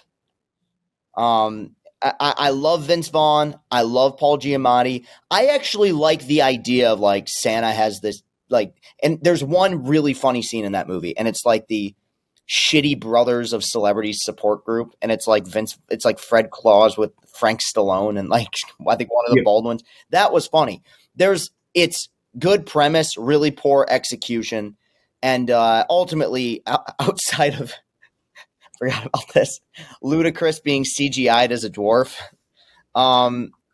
There's just not much memorable about it. So yeah, Fred Claus. It's a great pick. I had that. It's in like my. If you look at movieranks.net, like in my lowest rated ones, it's definitely right around in that range for sure. Gooch. Man, Fred Claus is bad. It's not my pick here. My pick is a movie I actually haven't seen, but I fucking hate it. Brought it up before. Jack Frost. Fuck that movie. Fuck that. Dude. It used to ruin my trips to Blockbuster. Ruin them. Walk by that box. That is just like something that should be so genuine and happy. A snowman turned into this devilish creature that scared the living shit out of me. Fuck, I help you out of this. It's the snowman. I've seen, the snowman, the snow business. Dude, oh my God, I hate that so much. God, that's fuck Tom Hanks in that movie. But yeah, Jack Frost, fuck that, fuck the case. It really just comes down to that. The case on the VHS and then DVD. Tom Hanks. I was making fun of Tom Hanks' voice in Elvis. You know, when he kept saying, snowman. Okay. I'm the snow, and you're the showman. We make it snow together. Okay. He's wearing his Santa Claus sweater. He's so fucking bad, man. It's unbelievable. So Jack Frost for you. The number of people who defend that performance is more shocking. That performance is indefensible. I'm sorry. It is terrible. We get tweets about it still. They're like, how did you not like he was acting just like that dude and was in real life. It's like, he was terrible. It was a bad performance. Terrible. Oh, Jesus, man. All right, Jack Frost. Jack Frost. My next one, my number 4 is Little Drummer Boy. The stop motion, claymation, whatever you want to call them ones in general, they all freak me out. Like the only one I guess I liked was the Rudolph one. All of them though, like the fucking, what was the one with the Heat Miser and the Ice Meister or whatever? Like that freaked me the fuck out, dude. There's something about stop motion that's inherently very creepy and very scary. Little Drummer Boy is maybe the worst though, because it was on top of all of that, a very bad movie. So I'm gonna go with Little Drummer Boy. Dumbass concept for a movie in general, but also adding on claymation makes it 20 times worse. How do we feel about the song Little Drummer Boy? Sings. It's okay. It's fine. Yeah, it's whatever. What's the actual lyrics to that song? I bet you there's something really dumb. I don't like. He brought some fucking something to. What are the lyrics to this? I just a newborn king to see. It was funny. To lay before the king. So it's just nonsense. It's the ramblings of a madman looking at the lyrics of this song. Shall I play for you? Mary nodded. I played my drum for him. You played drums for baby Jesus? Shut the fuck up, loser. Chris, you're up. I don't know why that's funny. Okay. Next one. Oh boy. This one's going to be incredibly unpopular. But the Jim Carrey Grinch can suck my dick. That movie Boo! I'm sorry. That movie stinks. That it completely undermines and goes against everything that Dr. Seuss ever was looking for, trying to do with his vision. There are two great things about that movie. Jim Carrey is fully committed, and the makeup is excellent. But him kissing a dog's butt, hilarious. No, it is so bizarre to me that was the top grossing movie of that year. That's insane. So I don't think it's good. And I like Ron Howard, who we brought up earlier. People adore it, but it has like a 30% on Rotten Tomatoes because it's not a good movie. So yeah. What did Dr. Seuss has done some very bad shit in real life? Yeah. No, like as a person. Yes. Well, he didn't. Okay. Well, fine, but he wrote some really good. No. I'm not as a counterpoint to you, but just in general, I always forget. I know he did something bad, but I forget exactly what it was. I mean, he was clearly high while writing a heavy majority of his books. I mean, too, but that's not a bad thing. Right. He did something. He did something very bad. I forget what it was. It was his wife. Or Chris, something? You want to know what I think about your opinion on the Grinch? Have at it.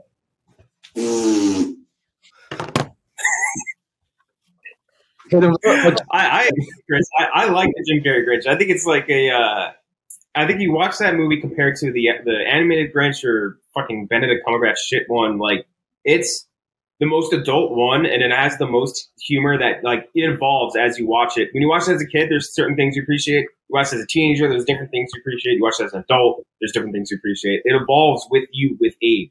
Like, different parts of it that you understand and like, which is a bizarre thing to say. It's not like a super complicated movie or anything like that. We could literally have a 2-hour argument over what you just said and why. Yeah. When he's laying in bed and he's like going through his like daily schedule, he's like 2 hours, 2 o'clock self-loathing. It's like, yes. Like self-loathing, I didn't get it as a kid. Then I watched that as an adult and I'm like, oh, it's funny. Like, there's other shit like that where I don't get it. The one, what's her face? I can't remember her name, but she's like trying to cuck her husband with the Grinch. Like, she's trying to fuck the Grinch. Oh, Brinkley, right? Yeah. Where are you, Christmas? Adorable kid actor. Claire Momsen? Earnest Messages, by the way, Chris. That's the one, no? That is the idea of the Grinch's story? Also, lesbian representation. It's the idea of the cartoon and the book. That not Jim Carrey. Dude, I can't even. People like it. I understand it. I really think like it's the anti-Grinch to me because Grinch is one of my favorite Christmas stories ever, and to me they just butchered it 7 ways from Sunday. But I know a lot of people like it, and that's fine. I could be wrong. I think Jim Carrey got nominated for like a Golden Globe for that. So yeah, I know I'm in the minority. I think anyone who's happy to see me like Violent Night, I think I just lost all those people. But I don't think it's very good. All right, the Grinch was a thickie. No, and I don't think you're wrong about that though, because like there are a lot of people that dislike Jim Carrey's Grinch. Like anytime, like you'll see Twitter, internet discourse about it all the time. Like a lot of people are like, oh, I think Coley. Coley hates, I think, the Jim Carrey Grinch. Right? He despises it. Like a couple people here at Barstool too, I'm sure. But I don't know. I'm a Grinch guy. Always have been. I think I always will be. Not in the sense of Benedict Cumberbatch though. So you go with the Grinch. How thick was Jim Carrey's Grinch? He looked like a pear. He was shaped like a pear.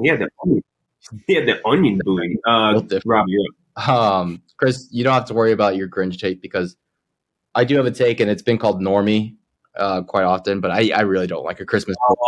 Yes, I knew you were going with that, boy, Gucci. Let's go. I legitimately do not like that movie. I think it's boring. I think it's not endearing. I fucking hate Ralphie. I just don't like so many things I don't like about it. And then they have the audacity to play it for 24 hours on Christmas Day on like 2 different channels. But here's the thing. There are worse Christmas movies than A Christmas Story, and to be in your top 5. Are there not? I mean, I have 3 ahead of it. What a great answer. This is This is not a good movie to me. Can I ask though? Is a big reason for it the overexposure? I mean, yeah, it definitely plays a factor. I'm not going to act like it doesn't, but I don't find it an endearing movie in any way. Yeah, but here's the thing. Now you're saying A Christmas Story is a worse movie than Jack Frost. But you never saw Jack Frost. He admitted Frost. Could surprise me. It's getting some leeway for its underexposure of having not seen it. Okay, I'm going to hit you with the movie, and you're going to be like, why do I have Christmas Story and the same breath as this? A Grumpy Cat Christmas. Oh, buddy, that's coming up. A Grumpy Cat Christmas is my next pick. That's your number 3? That's my number 3 is A Grumpy Cat Christmas, or Grumpy Cat's Christmas. I forget. Albie Claus is in it. It's bad. It's dumb. It's R.I.P. Grumpy Cat. He got put through the table by Undertaker and Kane. The Super SummerSlam '93. Got absolutely destroyed. By God is my witness. He's broken in half. He's dead. He's dead. We had this long running LCD bit, Chris, is that fact that Grumpy Cat was. We imagine him in WWE scenarios just getting absolutely demolished by like the Undertaker, put into like a tombstone or whatever, tombstone pile driver. Which makes no sense. It's just. We just said, like, yeah, Grumpy. Unfortunately, we were hearing reports Grumpy Cat was broken in half by the Dudley brothers or whatever. Like, just it's a good fun. It's a fun time. Yeah. Grumpy Cat Christmas, really bad, dumb, like kind of not heist caper, but like detective story, whatever you want to call it. Albie Plaza also voiced, I think, Grumpy Cat in it. It's no good. I watched it to hate it, and I hated it a lot. I hated it a lot more than I thought I would hate it. It's really bad movie made off of dumbass meme, and just. Never want to do that. And I think that's the proof positive to never do that again. Chris. I'm stealing from Gooch here because I'm going with a movie that I've never seen, but the principle of it is pathetic. And it's Fat Man with Mel Gibson as Santa Claus. Batman and Violent Night are not dissimilar premises, but fucking Violent Night is so much better in every conceivable way. It's because I think probably aside from maybe Woody Allen, you couldn't have cast a worse person to play Santa Claus. Jolly Santa Claus, kind, funny, endearing, is played by a Holocaust-denying, wife-beating, absolute pile of shit in Mel Gibson. Has to be, I mean, Emma Stone, who I love, being cast as an Asian is better casting than Mel Gibson as Santa Claus. Like, and by all accounts, I heard the movie was shitty too. So, yeah, just ridiculous casting. I know what the premise is. I know what they were trying to do, but like sometimes casting can completely ruin a movie. That has to be one of those cases. Why would I remember Seth Rogen sent out a tweet when it was announced that this movie was being made, and his tweet because it was like the Variety thing or Hollywood Reporter said Mel Gibson to play Santa Claus, and he tweeted out something that said, "Ho ho Holocaust denier," and it's like, and this guy gets to play Santa Claus. So on principle, fuck him, and that's my third pick. Yeah, good Walton Goggins performance. Although I think he gets it about every Walton Goggins role, maybe ever. He's always good. He's always Robbie. Good. My number. Let's go. Yeah, number 3. Christmas with the Cranks. Fuck that movie. I weirdly got excited for that movie because I read the book. I was on a bit of a who was it? John Grisham wrote the Skipping Christmas. Pretty sure. Wait. I'm sorry. Grisham wrote the premise of. Yeah. Hold up. Yeah. What? Yeah. It was definitely John Grisham wrote the book that this was based on. What? That's Dude, crazy. No way. You're fucking. Are you fucking? Are you? Say that again. Skipping Christmas. Okay, and they adapted that book into Christmas with the Cranks? I'm pretty positive. Yeah. You keep smiling. Are you being serious? I read this book. And I was excited for the movie, and the movie was fucking shit. You're completely correct. It's about John Grisham skipping Christmas. That's fucking nuts. That's just not a person I'd ever associate with Christmas. Is John Grisham. Those great John Grisham adaptations. Right? What is it? I'm just blanking on all the '90s movies that came out based on books by him. But anyways, you include those, and then you add in fucking Christmas with the Cranks, all these lawyer movies, and then Christmas with the Cranks. Yeah, that's why I thought you were joking the entire time. It's just no. Yeah. So I did get excited for this, and then it was bad. It was really bad. It was kind of like the end of John Grisham's run on movies too, where he had so many for so long, and then there was nothing happening. Christmas with the Cranks killed that off. I don't know who decided Tim Allen should be the Christmas actor, but that was not a good idea. Like, I don't think he's a Christmassy guy. He doesn't have a Christmassy look or demeanor to him. No, it's a good point. Yeah.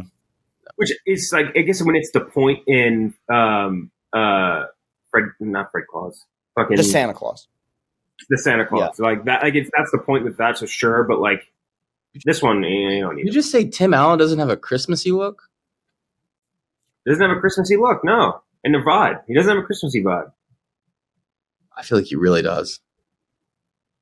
Oh, he's like mean. He's a mean dude. He has like a mean, like sarcastic delivery of everything he says. Like he's just mean dude. You don't like the Santa Claus? Santa Claus is all right.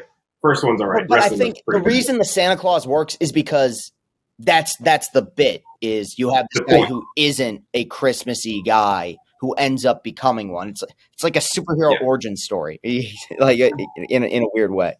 He literally kills Santa Claus in the opening. Right? Yeah. Like I think even though Violent Night is obviously a much different movie, David Harbour gives off a Christmassy vibe to me. Like he's just and he fluctuates in terms of like him being in shape versus out of shape, whatever. But like in terms of just giving off like that. Yeah, he's got a dad vibe to him. Yeah. Yes, and Tim Allen is a stepdad vibe to him, like a mean stepdad vibe. He's what I'm saying? Yeah, he's a Michigan guy, so I'm not going to shit on him too much. But yeah, no one has ever had more divorced dad energy than Tim Allen. Sorry, I couldn't make it to the soccer game, kid. I was filming Fred Claus 8. Couldn't make it. I was selling some coke. Selling coke. Sorry. Yeah, no, that's.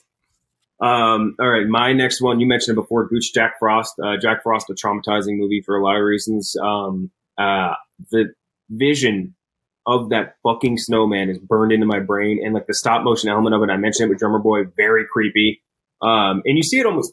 I'm not sure what came first. I think it was the Nestea commercial, right? The snowman. Do you remember what I'm talking about? Kind of. It was like a Nestea or some sort of iced tea commercial. Maybe it was Brisk. I don't know.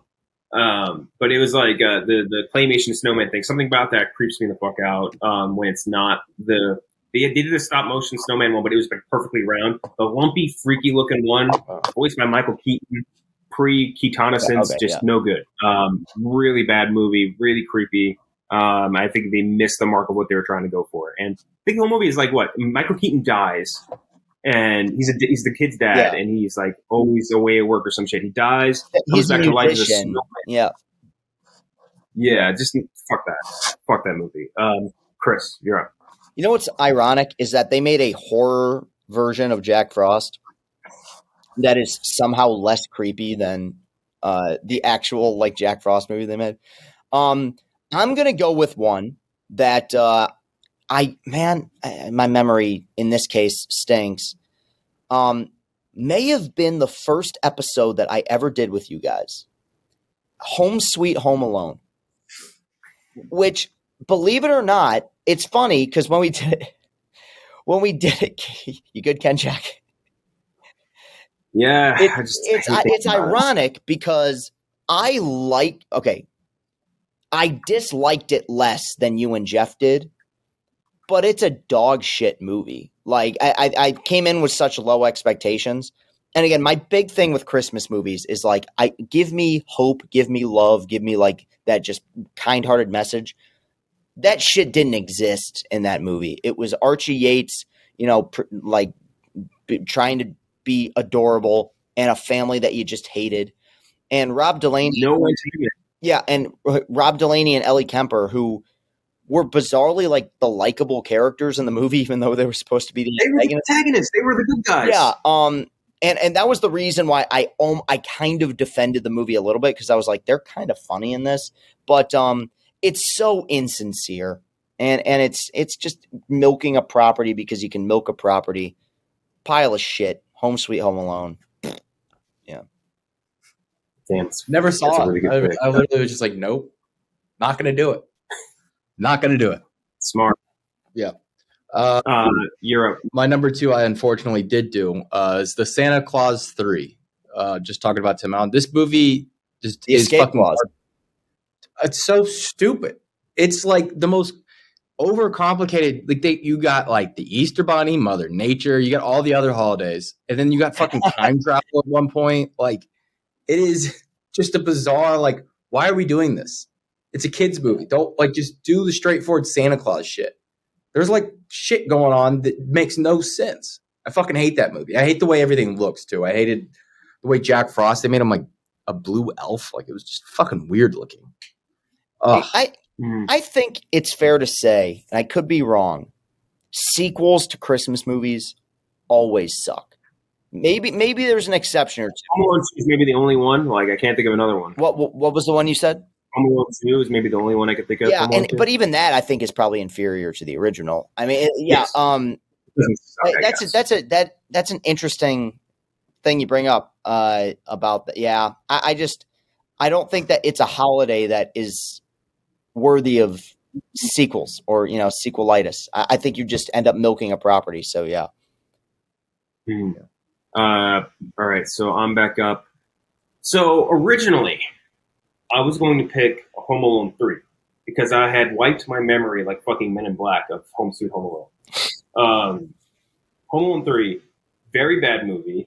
Awful follow-up to the second Home Alone movie. New kid, which you had to do, whatever. But then, like, the whole plot is them trying to stop, like, Eastern European terrorists from getting a chip for a missile. Just an insane movie. An insane human being came up with that idea. But now that you reminded me, and like unlock that circle of hell in my brain of Home Sweet Home Alone, I got to go with that. Oh, really? Wow, that's your number 1. Wow, okay. Yeah, I honestly wiped it from my brain entirely. I think when I went and looked it up because I went in movierankings.net and I went and looked at all my lowest rated Christmas movies. I don't even think I saw it. It was like, must have been like below the bottom rider of the fucking site. So Home Sweet Home Alone is going to have to be it. Just a stupid movie. Almost like has potential in the casting where like Ellie Kemper, very funny. Rob Delaney, very funny. Archie Yates crushed it in Jojo Rabbit. So good in that, yeah. And then like this just sucked. Like they had antagonists that were weirdly good guys. There was no antagonist really. It was just this kid doing these like lighthearted pranks on like people that were just trying to eat and get gifts for their kids. Like really stupid movie. Really fucking stupid movie. And it pisses me off the more I'm thinking about it. So I'm not going to think about it anymore for the rest of my life, unless Chris unlocks it for me again. Chris, you're up. Yeah. Well, I have no intention of ever bringing up that movie again in my life. My number 1 comes with a backstory. It's a movie that, dude, I don't know truly if I've seen the entire way through, but growing up, I lived on YouTube. I started creating videos on YouTube when I was 12 years old. Those videos do exist. It's the Castellani Vault. And one of the funniest clips I ever saw was from a little movie called Silent Night, Deadly Night 2. And for about 2 years of my life, every time someone so much as opened up the garbage, I would yell, "Garbage Day!" Because of that stupid scene where the guy shoots the guy through a fucking dumpster. Garbage can, yeah. Or the garbage can, yeah, a metal garbage can. I've seen a million scenes from that movie. I don't know if I've seen it all the way through. But to a point where there was a great, back when IMDb had message boards, there was a great thread where somebody was trying to find that actor, and like he was just like, don't fucking talk to me. Like I don't want enough. There are some. First of all, I know like the first 30 minutes of that movie is essentially a replay of the first film, which is immediately it's like this movie's gonna suck. I also think, speaking to something I talked about earlier, just the idea that goes against what I like about Christmas movies. Now, Garbage Day is a genuinely, objectively funny scene, and that performance. And then he goes like, Yeah. He shoots him. He twirls the gun like he's John Wayne, then goes, ha ha. Yeah. So that part is funny. But beyond that, nothing right. I don't. It's why I'm still amazed I liked Violent Night. But the thing is, Violent Night had a heart and an awareness to it where it's like, okay, yeah, we have a killer Santa Claus, but Christmas is still awesome, and like it's about love and giving and caring. This one features a guy shooting somebody through a dumpster. So Silent Night, Deadly Night. That's my number one. Yeah, it's a great pick. That is a legendary YouTube clip. That's the greatest. The Garbage Day one. I must have seen that a trillion. I think that movie picked up a second life because of that scene on YouTube blowing up. Real quick before you get to your pick, Gooch, do you know who loved Home Alone 3, Kenjack? Who? Right. Don't tell me Ebert. Yeah, it's Ebert, wasn't it? Ebert. Oh, that's right. Yeah, I remember this. The Siskel and Ebert review for that is so funny, where he says, I think this movie is better than the first two.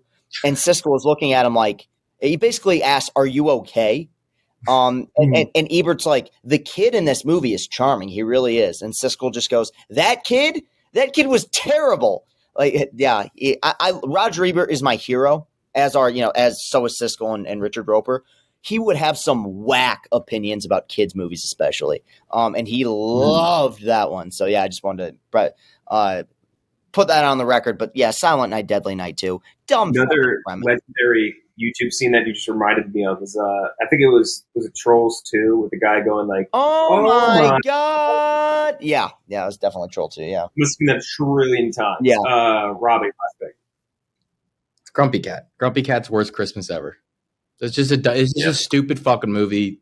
Grumpy Cat being famous was very fucking stupid from the jump, and the staying power, honestly impressive for a bad bit. Like honestly, just a very mediocre internet meme. Like, it's impressive how long Grumpy Cat really stuck around. Do you guys remember Noodles the Pug? Nobody remembers Noodles the Pug. No. I don't even know what you're talking about. Who's the dog that died? The Bones, No Bones one? Yeah, Bones, No Bones. Like, imagine if that pug got a movie. That is the Grumpy Cat, like, whole franchise and media empire spun off that cat. Is there any animal, whether made up or real, that has had a longer staying power on the internet than Grumpy Cat? I can think of one, but I want to know what your guys' answer is. An animal in like the social media era? Yeah. Airbud? Huh. Oh, you mean on social media animals? Like like a meme animal, I guess. No. Yeah. Harambe. Yep. Well, no, he didn't have the staying power. That's the answer. Okay, I was wondering if you guys are going to. That's the true answer. Is that one?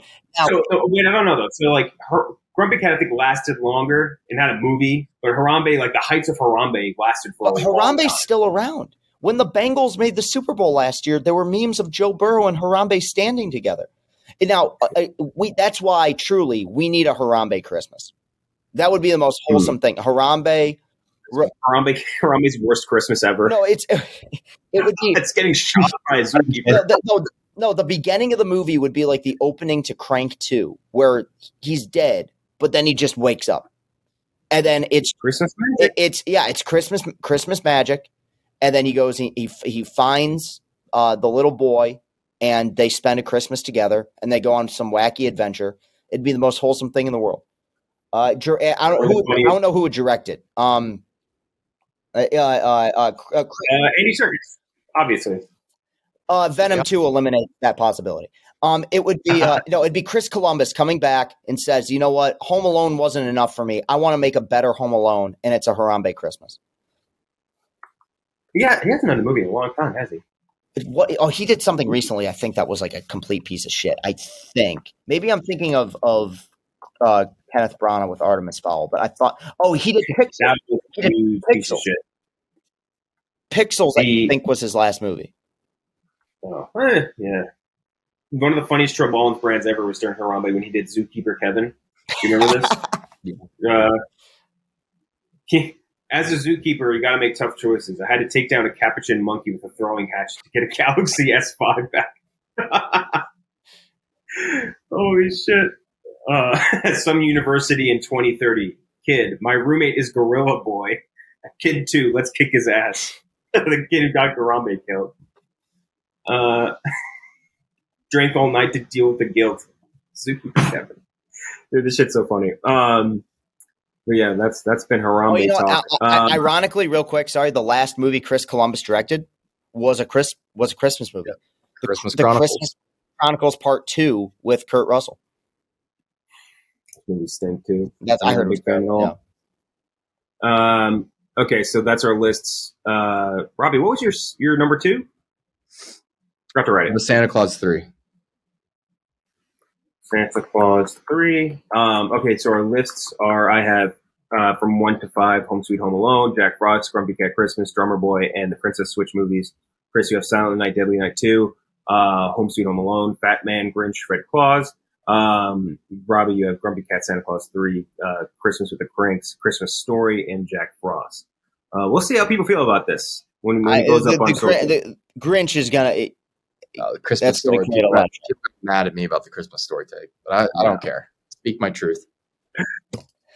Yeah, I love it. I love it, Gooch. The role of Gooch today was being played by Chris Castellani. Apparently, I'm putting my nuts on the table, saying "fuck this movie." Yeah. Yeah, so that's the episode. Share, like, and subscribe, all that fun stuff. We'll be back next week after Jeff. We've talked about like how we're going to incorporate the Thursday show now too, or Friday show now too. Yeah, Long Take is going to be incorporated into LCB's feed. Not starting this week. I think it'll be starting the next week once we have all of our like graphics and shit set up, and like we have because we're going to switch, I think, from recording on Fridays to recording on Thursdays. Rotating casts of characters, I think we're going to have on that as well. But yeah, just a little update there. And another update, the site is being worked on. Okay. Yes. So it's being worked on. Yeah. Site's being worked on. Don't worry about it. It's why have people been talking about it? I haven't noticed. Yeah. I know. I'm kidding. Yeah. Pretty much nonstop. Yeah, it's being worked on. Promise. There is people on the job right now. But yep, we'll be back next week again. Jeff will be there, presumably, unless he's still nursing his broken cocky from the episode. I'm sick. I can't come into work today. But yeah, we'll be back next week. But until then, we'll see you guys next time.